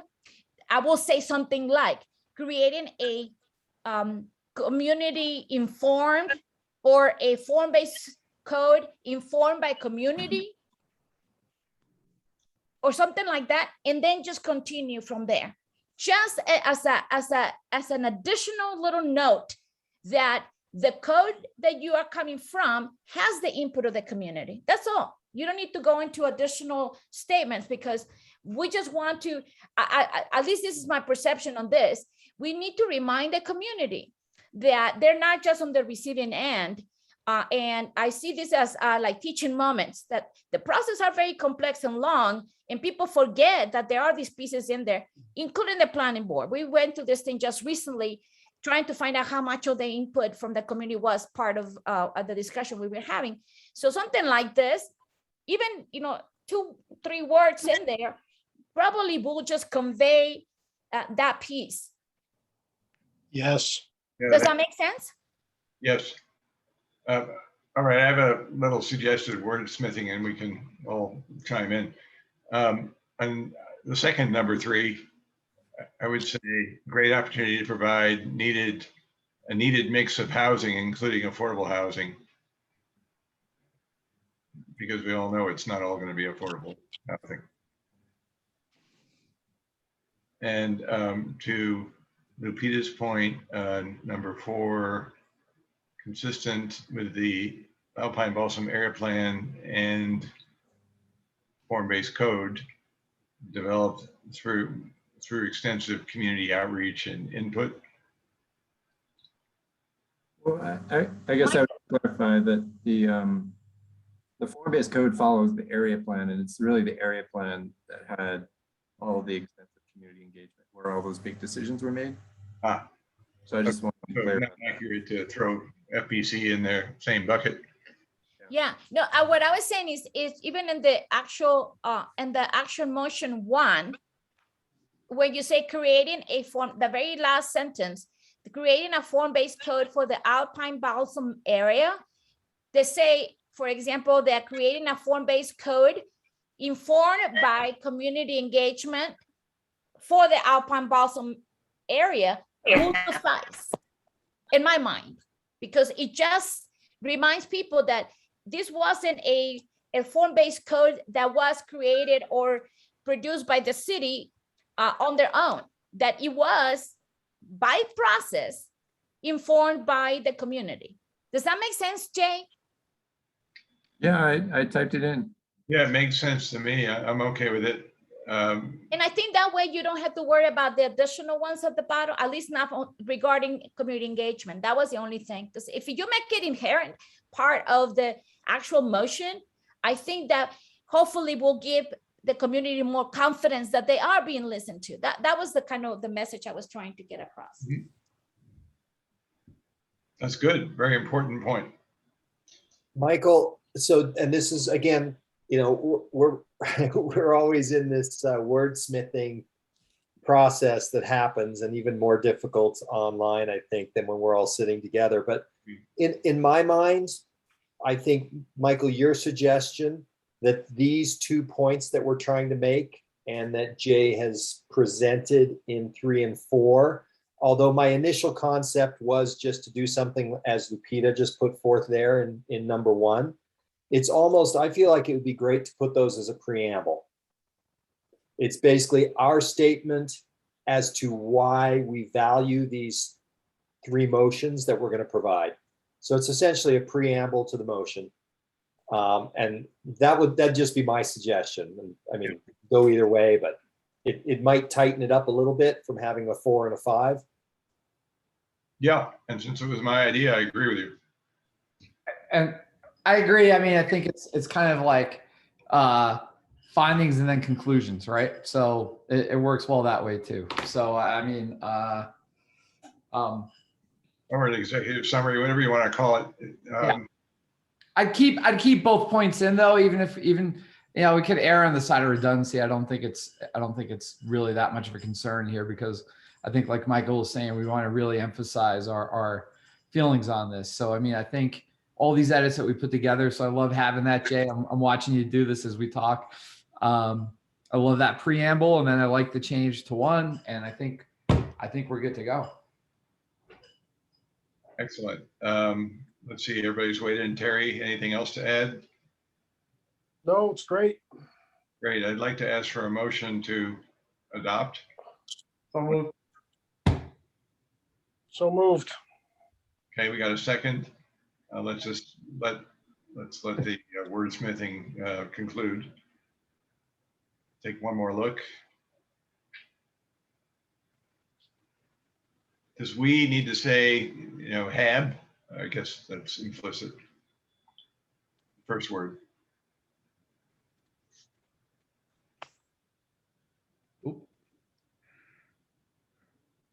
Have finds. Make sure grammar is correct. Okay. Can you do a spell check?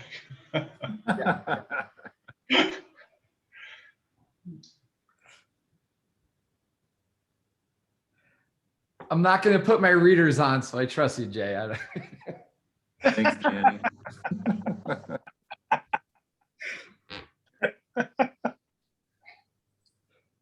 Okay. Okay. Yes. Do we have all in favor of this motion? Raise your hand, please. Say aye. Aye. Aye. Aye. Okay. Did I hear 4? Yes, go. Great. Motion passes 4-0.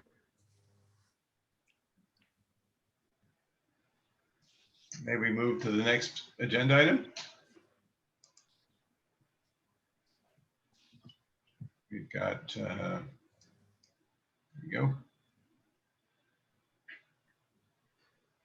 Okay.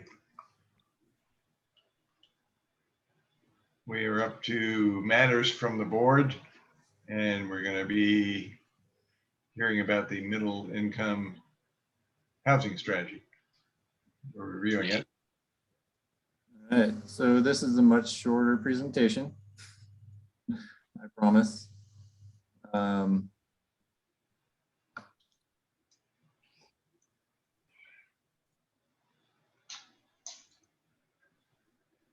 you see that? Can everyone see my introductory slide? No, I just see you. No. No. No.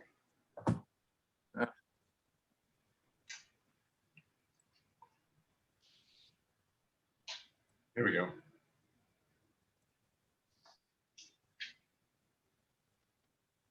Got it. Are you seeing my entire screen or just the presentation? Full screen. Full screen, There it is. Page 1, yeah. Untitled. Perfect. There we are. Middle income housing strategy. So, of course, have identified this as a potential work plan item. So we thought it would be helpful to provide a little bit of context in terms of what has been doing. Is everybody muted? Thank you. So we just wanted to provide a little bit of history, a little bit of an update. We can talk about some of the highlights from the study as well as the strategy, talk about the goal and how it's evolved over time. Just wanted to spend a bit of time talking about the different tools that we have, sort of the past, the present, the future. But really, I wanted to have most of the conversation focus on some discussion and potential next steps. So there's some things about the tools too. I just wanted to highlight for you guys to be looking for is that there are a lot of city projects that have been initiated over the past 6-7 years that were intended to address middle income, and it may not be that obvious, and you'll hear about those pretty soon. All right, so who is the middle? That middle income market, we're talking about 80 to 150% of area median income. That, as you all know, that changes year to year based on mostly the consumer price index, but other factors. It's determined by HUD, Housing and Urban Development. It depends on the size of the household. So it's scaled. So you can see 80% for a single person household is that $65,000 a year number, and 150% is that 122. So when we have been talking about middle income, we're talking about accountants, architects, librarians. We're not talking about retail workers. These are people, mostly professionals, who surprisingly have a hard time living in Boulder. So any questions about who we're talking about? All right, let's keep going. So why is this an issue? Back in 2015, we looked at part of the study was to determine what is the trend. And we found that the trend has definitely been downward for those middle income households. The low to moderate, I mean, Boulder has actually done remarkably well, holding steady. It has a lot to do with our efforts to provide low and moderate income households. But we're losing the middle, and that middle is getting replaced by really those upper income households. So 150% and above. And it'll be really interesting to be able to update this based on the 2020 census. And so ideally we would be able to do that sometime in the next year.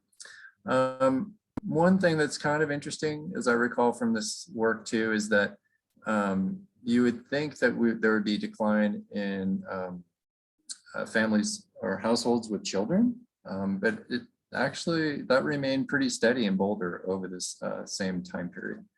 So just a little bit of trivia.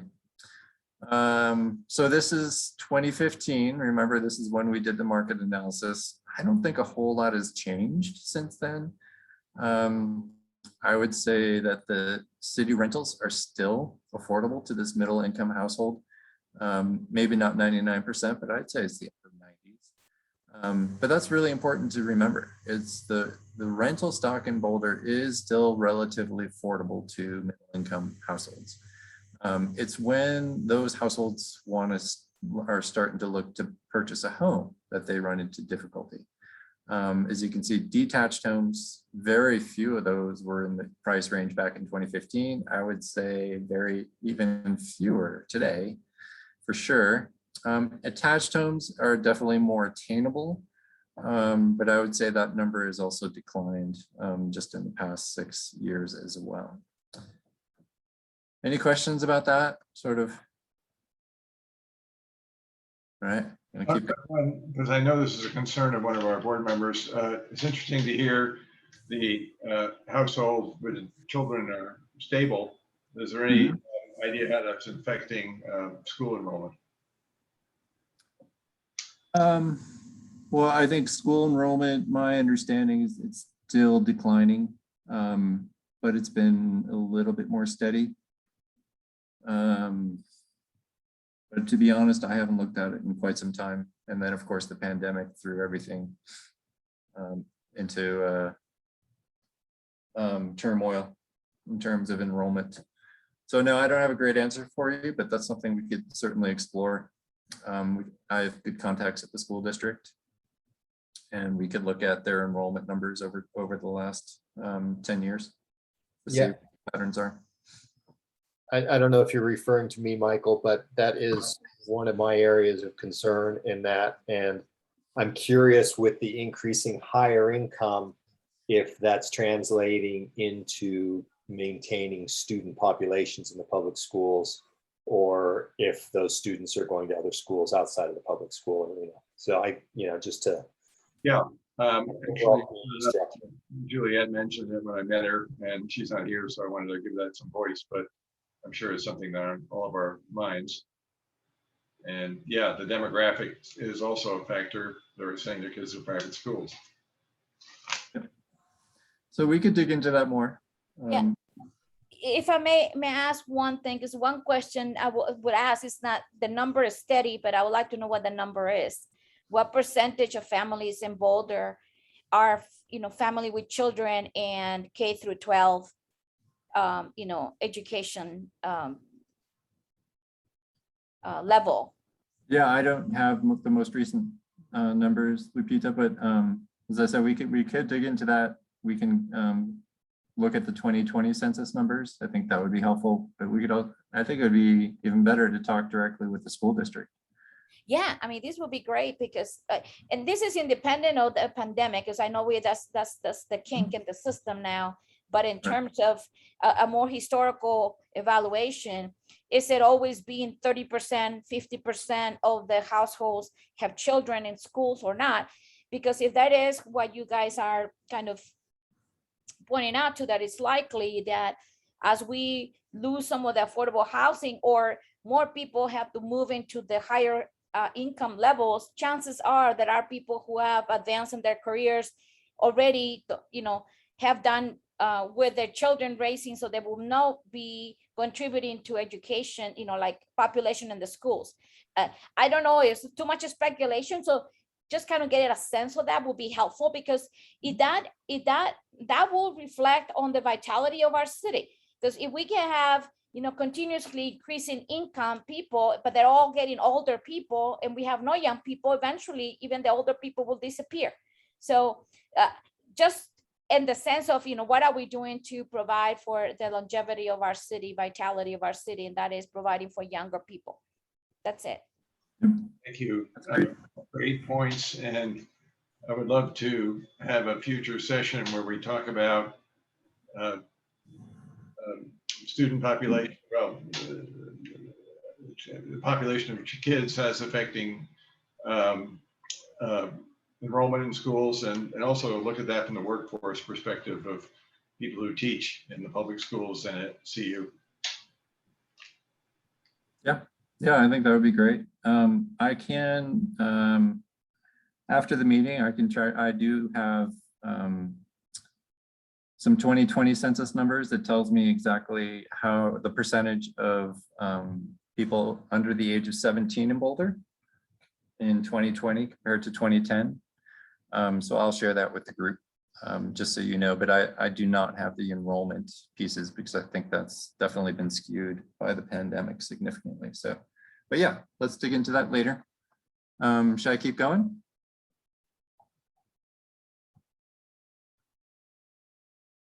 Can you guys hear me?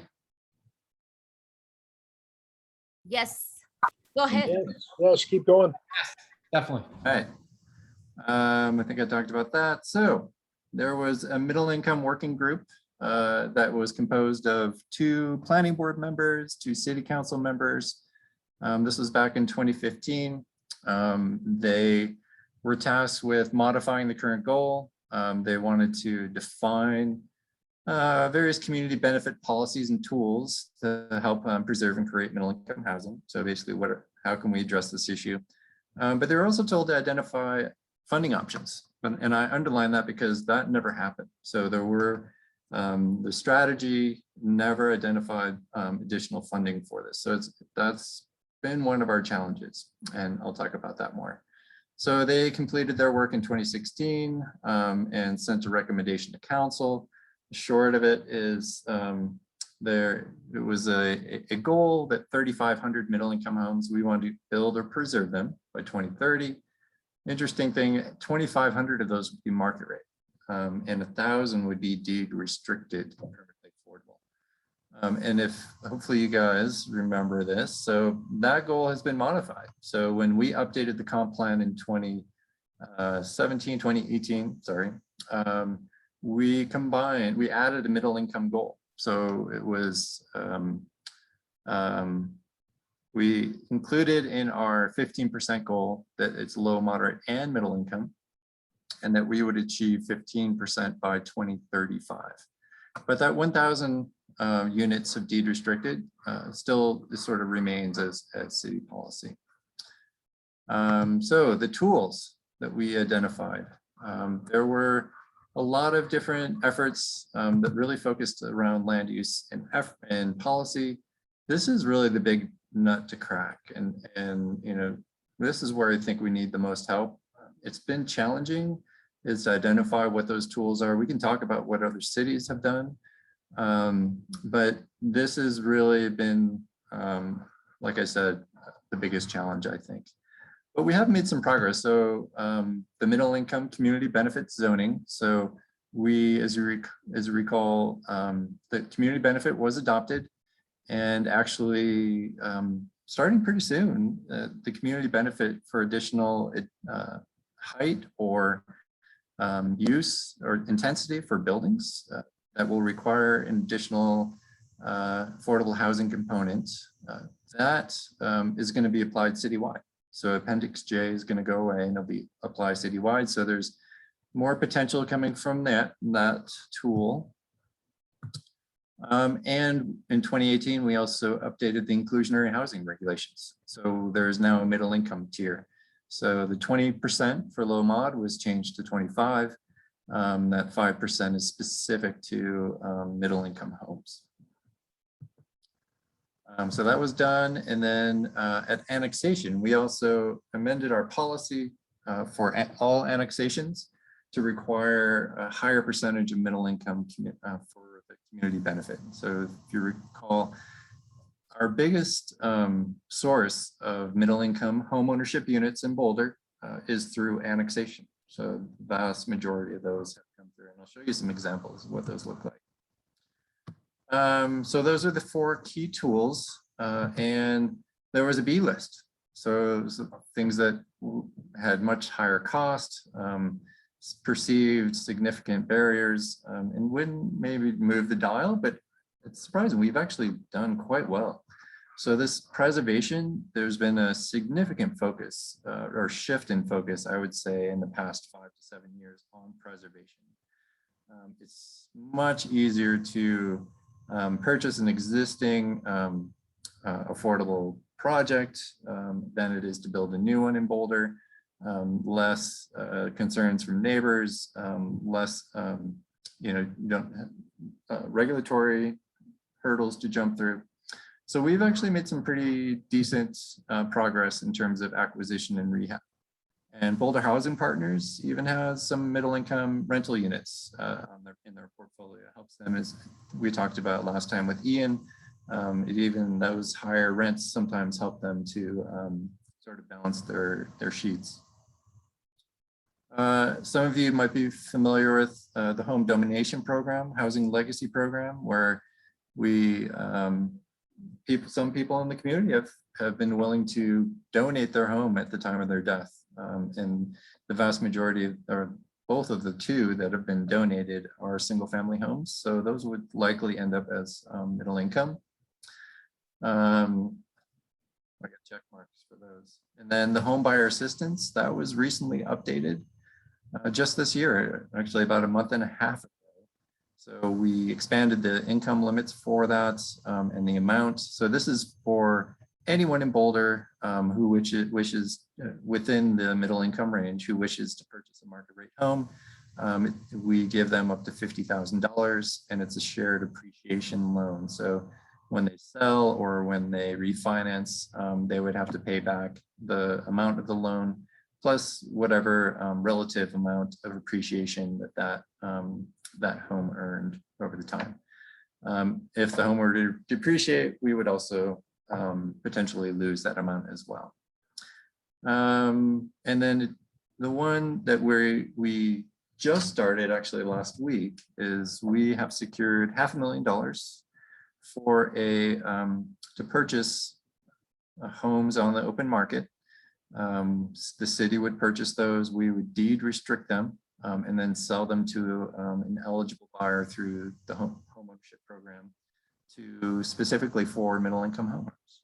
So we're pretty excited about this program. We hope to have our first unit purchased in the next 1 to 2 months or so. And then once we sell that unit, we can use those funds to potentially to replenish our fund and then purchase additional units. And we have additional amounts that we've set aside for the next couple of years as well. And then E is sort of this, it's a little bit in the weeds, but there are non-conforming properties that are currently in our affordable housing portfolio.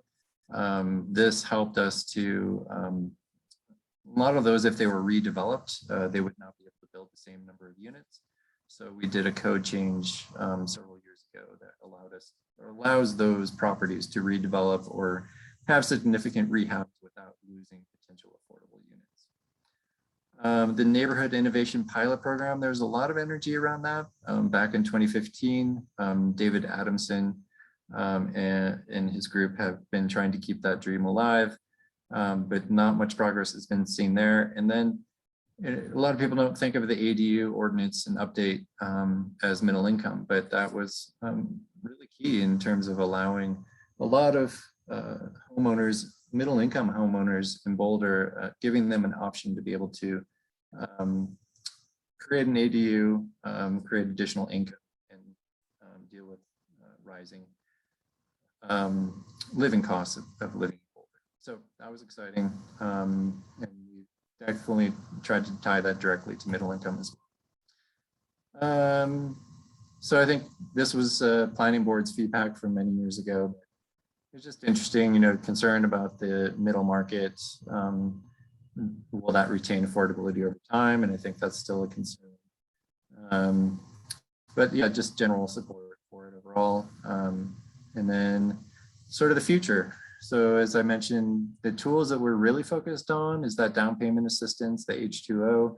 We're hoping that that will allow people to purchase market rate homes, make it a little bit easier for them. The preservation that I talked about.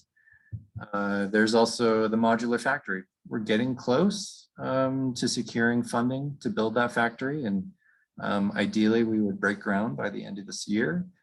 But being able to build homes in a factory and put them out in a fixed foundation, I think would go a long ways towards helping us achieve some of our middle income homeownership goals. And of course, we'll continue to pursue funding with our housing partners specific for middle income. But again, remember the challenge with middle income is that you can't use low income housing tax credits. There isn't federal money, there isn't state money. And actually, we're just changing our policy statement for the city.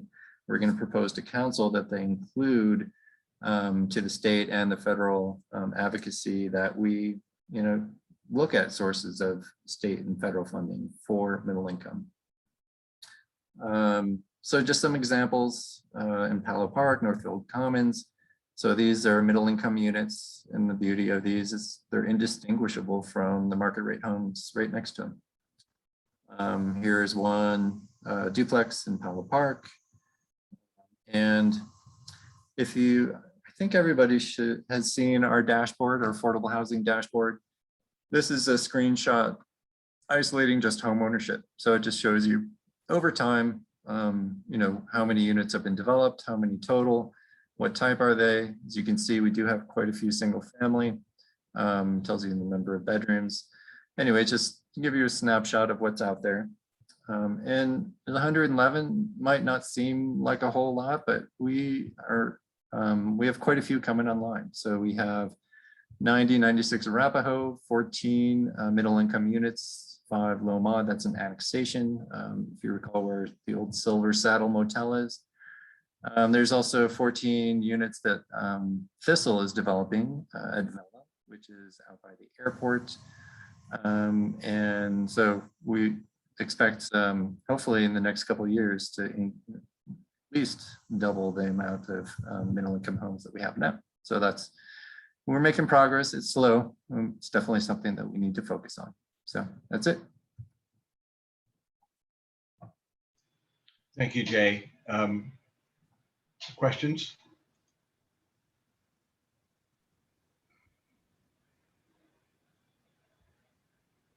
I have two.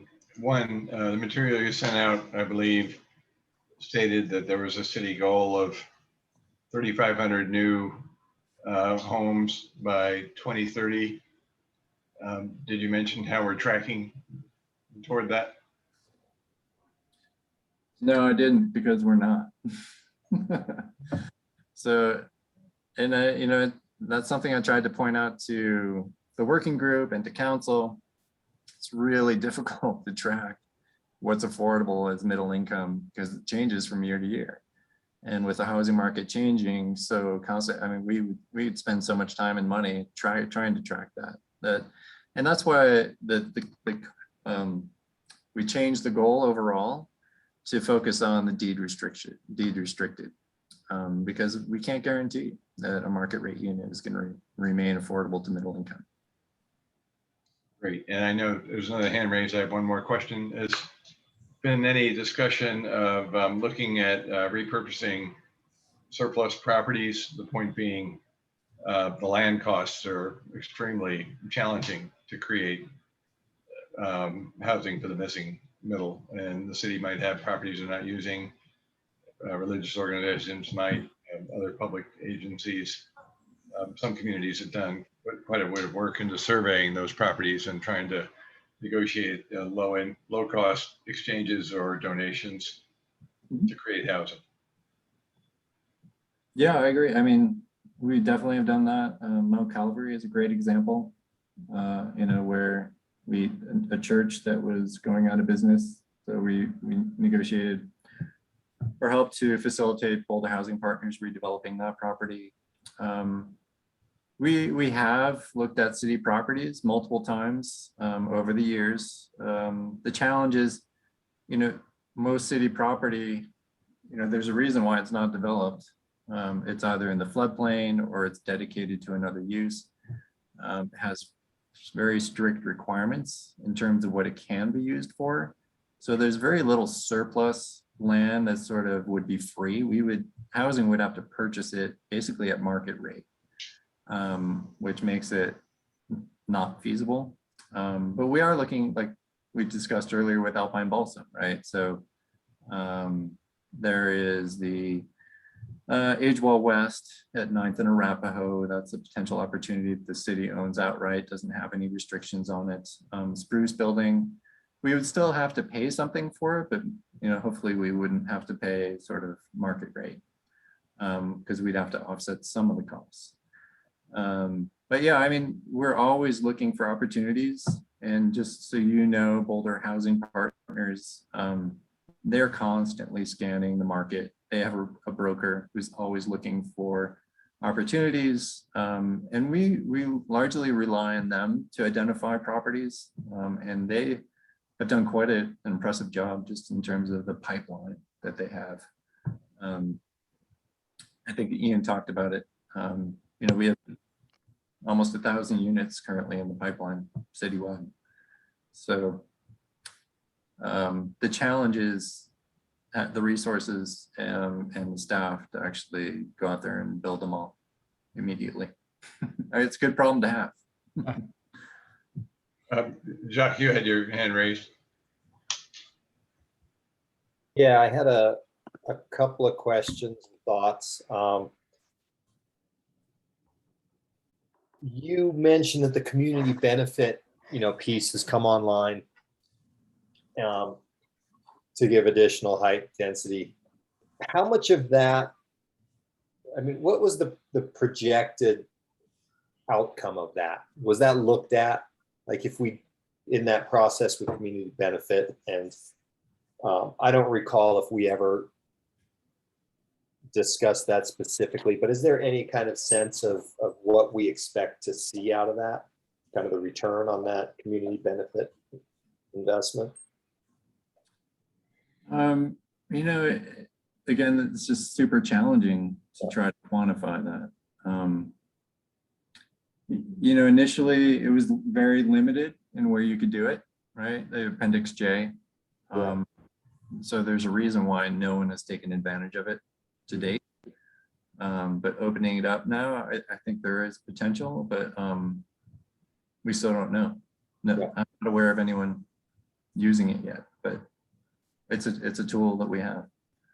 Yeah, sorry, it's not a very satisfying answer. I mean, Yeah, that's all right. I'm just, with a bunch of assumptions, but I'm not sure how meaningful it would be to. yeah, Here. I guess part of it was what you just said. I was kind of like, have you, you know, since these changes have happened, has anybody beaten down the door? But no. Okay. I had another one, and this might bring you in, Danny, because maybe you know something about this. And Jay, I don't know what you know about it, but so I was selling a house that I have in Keystone, and the buyer who came in said, yeah, I want to buy this house and I'm going to put it into the affordable housing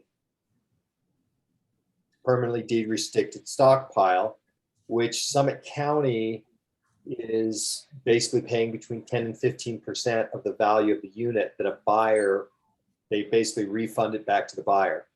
And this particular gentleman who was buying mine, he was just, you know, simply an investor who saw that then as an opportunity, and he was taking those funds he was getting and he was rolling them into another project that he could, you know, another property he could buy. And I know, Danny, I think you said you have some knowledge of that, Danny. I'm just curious if this is something that, Jay, you know of, or if it's been considered here. And Danny, what you know. Yeah, so let's make sure. Okay, I'm unmuted. So it's even worse in Summit County than it is here. And essentially, so they have a buy down program, which I think is similar to the one program, Jay, that you were talking about. And I think it can be really useful when you have those opportunities. Part of the problem is creating those opportunities. So sometimes they don't present themselves because a lot of purchasers aren't interested, you know. But so what certainly what the town of Breckenridge has been doing, since they sit on a giant pile of money, is they've been going out and soliciting for buy downs on areas that they feel, or units that they feel are appropriate for that. And I think the buy down program can be really effective because it addresses the immediate needs of some homeowners to say, okay, you know, that cash can come in really effectively, whether it's at the transaction point or if it's a fabricated transaction. But on the flip side, it controls the crazy escalation that we see now. So I think it's always a very useful fiscal means of you know, targeting your dollars towards areas where you want to maintain the you know, middle income housing. So I think it's great. You know, I've seen it be very effective. It's just a question of, it's really hard to expand it much because it's based on the individual interests of each particular buyer. Most buyers are completely reluctant to have any sort of restriction on their property, is the one thing, right? They're all everything's so speculative now rather than utilitarian, and that's the biggest challenge with the buy down. Yeah, it's interesting. So Danny, does the buy down happen only when there's a transaction, or do they also do it just to an existing homeowner? So they'll do it. So they've started doing it with existing homeowners too. So if they'll take, like, say, like a condominium project where it meets all the criteria to be good, what they call up there is local workforce housing, right? If it's close to central transportation, if it's close to utilities, et cetera, you know, there's still a lot of areas that are on well and septic, et cetera. But if it meets those, then they've started looking and even soliciting to homeowners, saying like, hey, if it's a rental unit and stuff like that, they offer to do a buy down, and they've actually started looking at whole older condo complexes, that, might be interested in renovations and stuff like that too. But it's at the point, every jurisdiction up there has declared a state of emergency for housing. So they're,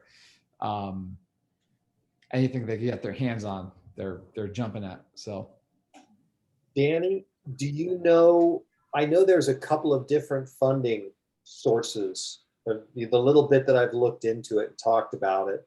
Because I did consider pulling my house off the market and doing that program. At the end, it wasn't viable, but they did say that I could do that. Do you know what the funding sources are for that? It sounded like there were a couple of different areas they were getting money. Yeah, there's an impact fee. So they have a designated impact fee on new construction.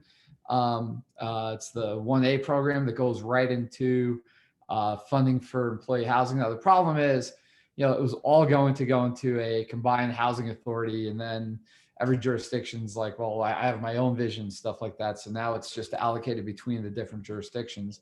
So every jurisdiction handling it differently, but there's that impact fee, and then there's the impact fee on an excise tax on new construction materials too. So you have that thing. So it's like saying essentially every monster trophy home that gets built up there, that's 6,000 square feet or more or whatever.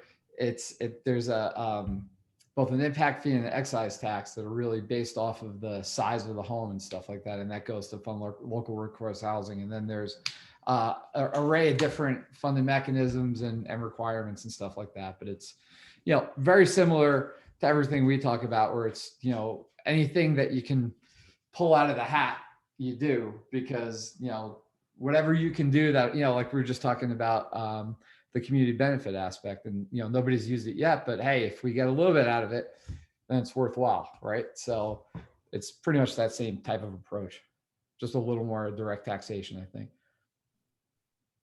All right. Yeah.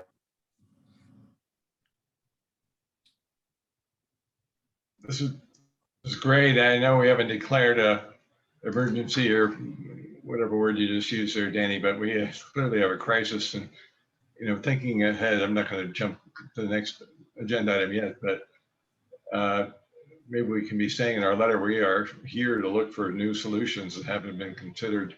Yeah. Be creative, look at other communities. I've heard in Aspen, I need to confirm what this is called, but I think if you remodel a house, you have to pay some huge fee that goes directly into an affordable housing fund. It's like $350,000 or something.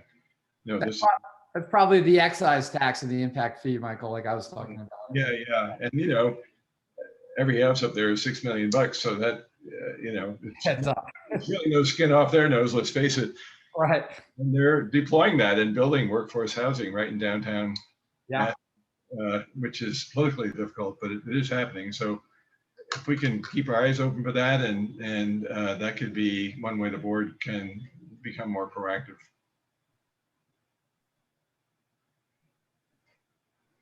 So I have one question, Jay, that what really interested me, the whole thing of the fabrication plant for modulars and stuff. And the big part of this, and this goes back to our letter from 2019 to the council. So one of the things that we threw in there that I've always been pretty passionate about as a way to go about this. I saw that the school district and Habitat both had involvement in that. And I mean, I think that's incredibly promising as long as we have some ground to put them on. But, I mean, I'd love to hear a little bit more about that, because I mean, I think that's just a huge thing. And to me, we're past the point now where I think school districts and other local entities and, big employers like that, really need to jump into the fray too, and try to figure this out just operationally on top of, as a community benefit. Yeah, I'm happy to come back and give you more details and show you some images. I think we'll be further along next month or even October. Okay. So Hey, Jay, I got a quick question for you. Back your slide at the very beginning, the middle income, 3-person household income was what, $150,000? Is that right? it was even higher, 3-person. Even higher. It was 3-person, 157,000. 157,000. Okay. Well, I mean, maybe to end up this conversation on a positive note, in the world of rental housing, like you mentioned, there are, if you live by the rule of, 30 to 33% of your gross income goes to housing, there are a lot of options for middle income rental housing in Boulder. I think you mentioned it, that we're doing a pretty good job of that. I don't know if it's on purpose or if it's just the way the market is, but there are a lot of options out there for families of 3 to live in single family homes and whatnot that meet that criteria in the rental world. Purchasing is a totally different animal, as we all know. But hey, on a closing note to this discussion, at least we're doing well there. That's something. Yeah, I would just still argue that we still have work to do with 80% and below. For low money. 100%, no doubt. But at least if you're a family of 3 and you make $150,000, you can live in Boulder in a decent, rental house. That's plenty of options for that. So that's something. That's something. I agree.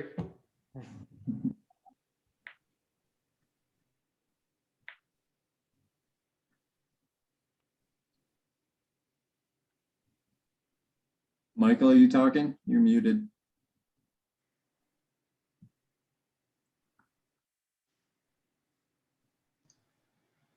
I'm unmuted now. Just Yeah, checking. there you go. And is there anything else we need to do on this, or can we move on to letter to council?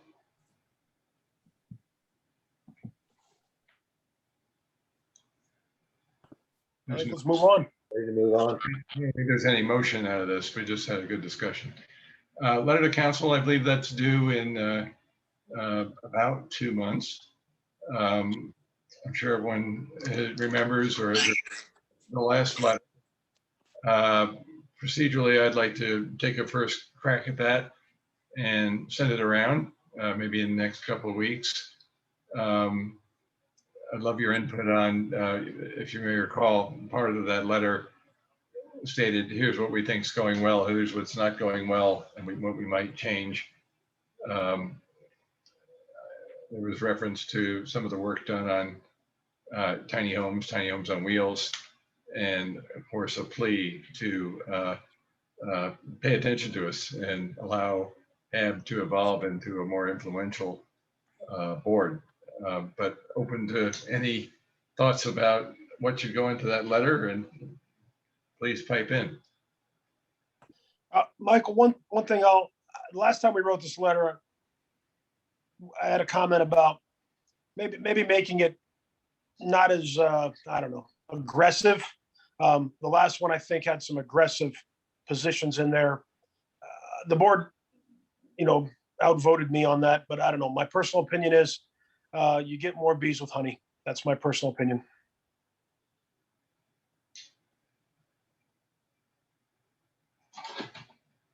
Okay, good thought. Michael, I think my 2 cents worth on this, and we've kind of discussed it, but we hit on a couple of these things tonight, talking about the middle income. And one is what Jay mentioned about a lack of that working group wrapping their head at all around funding. And I think that that's something that I would suggest that we could maybe pick that up where the working group left off and try to start to wrap our heads around funding mechanisms, because we are not, we, in some ways, our community is a different community than what's going on in some other places like that. But I also think that there's just no 2 ways around it. Without increasing our funding, we're not gonna crack this. And it's just the big looming, the elephant in the room that nobody's tackling. And I get it. And then the other one is zoning. And Jay also made mention of kind of zoning and how, you know, I think it was Danny who said, "Oh, we got to have land to put these things on." And I think a more active approach to looking at where we can create land. And, you know, this is kind of the big picture. I remember in one of Lynn's monologues, she made mention of, you know, the area planning piece being good, but I do think there's a need to try to take a big look at the zoning and the balance of what we have in town and how we're going to utilize it moving forward. And those are two huge pieces to bite off. I realize that, but I don't think, I mean, we're not going to get anywhere if we don't start to bite. So Yeah. It hurts, but. Well, Yeah. I agree with you. And, you know, it's the timing may be excellent because there is going to be more funding for housing in the state in the next year, thanks to various relief measures. And we need to capitalize on that. And on the zoning, who knows, maybe we've got some models we could be looking at that are already under development, like East Arapahoe, that could be spread in theory to other parts of the city that, you know, frankly have a lot of surface parking and underused land. Yeah. And, you know, what's the 100%. and a lot of that parking not being used, what's the incentive to start mining some of that for the opportunity to create more housing? So you're suggesting 2 working groups there, and we put that out there? Jacques? I suppose essentially, yes, those are 2 huge pieces, but whether that sits with HAB or whatever, I think the recommendation from my perspective is that council needs to engage with those 2 things, or we're not going to engage with our housing issues effectively. I could put that in a draft and we'll see how it goes. Yeah. Yeah, I agree. On 100% agree. On that note, I will add to it that I think we have the land. We're just not maximizing its usage. We're not using it correctly everywhere.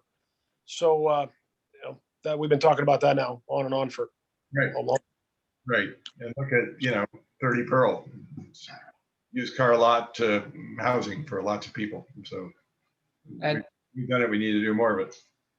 what I will say in terms of like some accounting models on that too. So I have several projects going on right now where I have developers, pretty well-known developers, and what we've done, and I've been representing developers on this, but in exchange for an upzoning, there's a commitment to flat out build housing, and the upzoning works in terms of where it is, and it's essentially infill in a lot of ways, but it's generated a lot of brand new, what really ends up being middle income local housing by the upzoning. So I think that's one of those things. And I think that's a little bit of the, you know, what we're looking at with Alpine Balsam too. And I think that's just one of those notions where anything we can generate from a regulatory perspective in terms of opportunity and land opportunity really by zoning and other land use processes can be a really effective means of, you know, getting things going. So I'm way open to all of those concepts. So I'd love to have that in the letter too. So I agree. Right. Again, I think this is just expressing a little bit of optimism here. I meant to invite everybody to our Diagonal Plaza tour a few weeks ago. And, you know, it's really fascinating, the idea of creating this incredible, transforming this incredible dead space into a good amount of housing, a new park, transit oriented. You know, there's some things that could happen.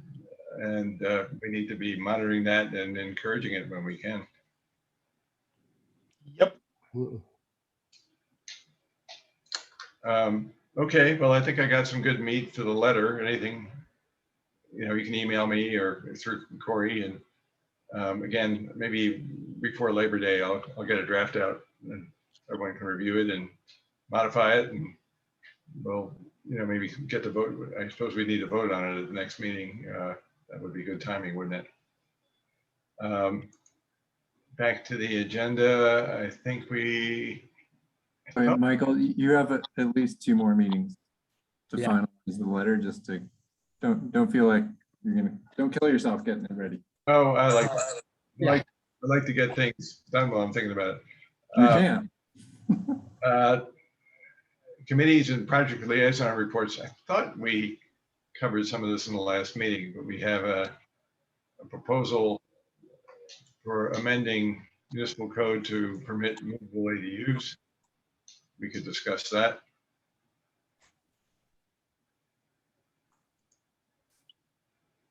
That's probably in this packet somewhere.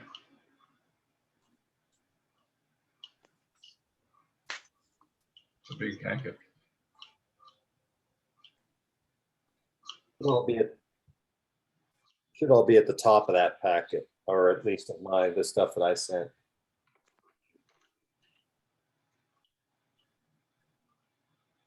You have a page number in the packet, Jacques?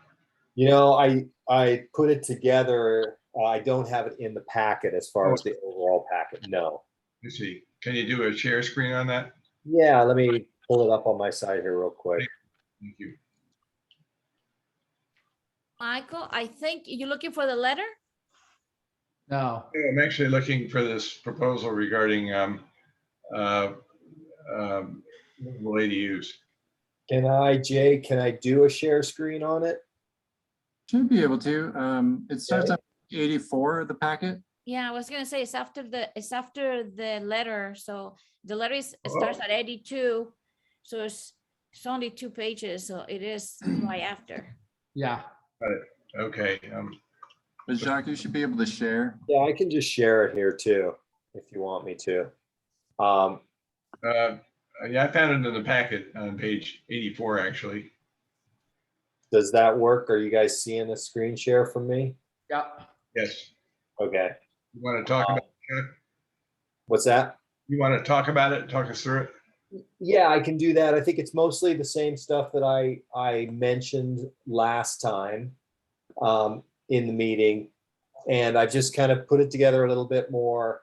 I just included for you guys to look at this and review it. And, between now and the meeting, at which point I'd like to have us say, is this something we want to try to move forward? And, the timing of how to move it forward, I think, Jay, you might have some thoughts on that, but I'm not sure if we're getting to that ADU analysis anywhere in the near future or not, looking at, how this is rolled out, what we've done with ADUs. I know there was going to be a look at it again. And I don't know if out of that, there's going to be some suggested changes. If there is, and that's happening somewhere in the near future, then, or the at least visible future, then maybe this could be packaged with it. So I'm open to just having kind of discussions about how and when we might want to roll this out. But the first piece would be having everybody on the board take a look at what I've put here and maybe having a discussion at our next meeting about the pros and cons of it from the board's perspective, and then a vote on whether it's something that we as a board want to push forward or not. It's kind of how I would see it rolling out.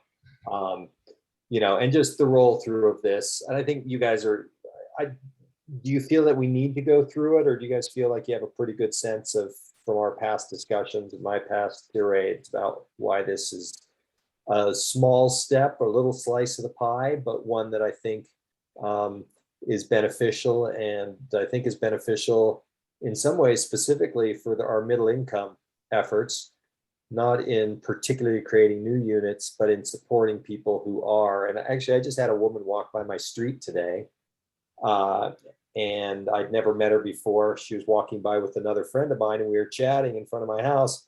And she's like, "Oh, I'm down on 7th and Maxwell, and we're working on, building an ADU in the backyard." And, so I just had that discussion with her, and she said, "Well, yeah, we can't really afford to stay in this house in this neighborhood where we are, but with the ADU income, we can do that." you know, and she's in that middle income. So, you know, that's kind of my overall take on it. I think it does help, and I just don't see any good rationale to say we wouldn't include movable units within our ADU stock. Why are we excluding them, essentially? Right. So yeah, we did talk about this at some length at the last meeting. So what you're proposing is we maybe have more discussion or make it a separate agenda item, possibly be voted on at the next meeting. At the next meeting, correct? Yeah. And I just say I would love to have this as an agenda item at the next meeting. This has been there's a lot of work that was put into this, and this has been kind of a long time coming. And I think it comes directly out of listening session. And I think it's, you know, we were just talking about like all the pragmatic means that may be available to, you know, help address some of the pressures of the lack of housing. And so I think this absolutely merits a full discussion at the next work session, both in terms of some of these things. I'd love to get this in Word if I could. Yeah, I John. can do that. I can shoot it out in Word. Yeah. And then we can kind of maybe just, you know, throw our thoughts out there and stuff like that and kind of walk it through. And then there's the specifics, but then there's also just the broader perspective about how we do it. And you know, I'd love to get guidance from Jay on that and stuff, but I really think this is the kind of thing that if we're, you know, mean what we say, when we talked about it at the retreat, and the whole notion that we want to have some sort of substantive input, we're not dictating anything. We're not trying to create policy, but we're saying that, you know, we feel this is important enough that not only are we just, you know, kind of piping off on it, but we're given some substance in terms of how it can be done. I think this is a great first step forward. So I would love to have this be, you know, essentially one of the focal points at the next the next meeting. I'd love to see it on the agenda as a specific item. So Great. Thank you. I agree with that. Is that something we need to vote on, or we just agree that it's on the agenda for September? I think if we're all under that mindset, then we can just make sure when we meet to discuss the agenda, we'll make sure to have that as a focal point. Okay. Moving down the agenda then. One thing just to add, I mean, I think it could be really powerful for the letter to talk about how, you know, had an ADU listening session. One of the outcomes was this mobile ADUs. This is what we're working on and what we'd like to pursue. We would like to potentially partner with the city as they evaluate the next, evaluate the ADU ordinance and have it incorporated into any future updates. I love that approach, Jay. Yeah. That's great. And that's backtracking a little bit, but does anyone have any other listening session ideas to propose as or mention in the letter? Let's leave that. I think Michael, maybe let's leave that as kind of like an open spot, because, you know, like we talked about, I mean, this is just, I feel strongly about this. I know is that waiting to see how things shake out so that we're talking about listening sessions when we're talking about in-person meetings is probably a good approach. Right. And so we can kind of tailor that one towards the end of the letter and just kind of put in those things. Great. So there's a success story to put in the letter. And other than that, we keep it general and say we want to do more listening sessions on key topics. Sure. Okay, great. Matters from staff? I think you've heard enough from me, but if there's anything you guys want to know about, let me know. Does anyone have any questions for staff? How's your summer? It's almost over. I'm sad. I would just say, Jay, with what I just put up for the mobile ADUs, if you have some time to just kind of look at it and just whatever feedback you could bring for me and for us at the next meeting, if you could, that'd be awesome. I'll definitely make time. I have not read it. Yeah. Excellent. Is there anything from today's meeting that you'd like to debrief? Thought it was a great meeting. Good to be back. Good, good. Calendar check. When is our next HAB meeting? September. Good, good. You're right on top of it, Mr. Vice Chair. Appreciate that.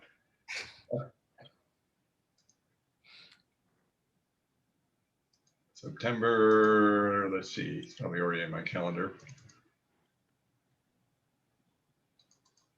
Any other agenda items? Other than mobile ADUs and the letter? Yeah, I think we should have a discussion on forming the working groups suggested by Jacques. And that's September 22nd, I believe.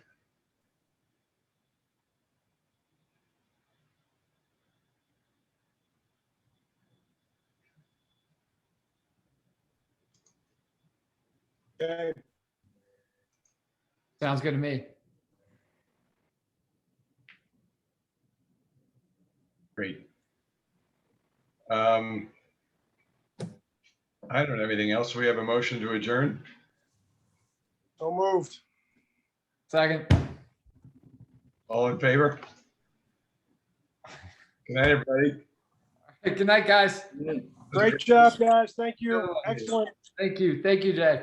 Thank you. Thank you. Good night, everyone. Thank you. Great meeting. Yeah, thank you so much. Bye.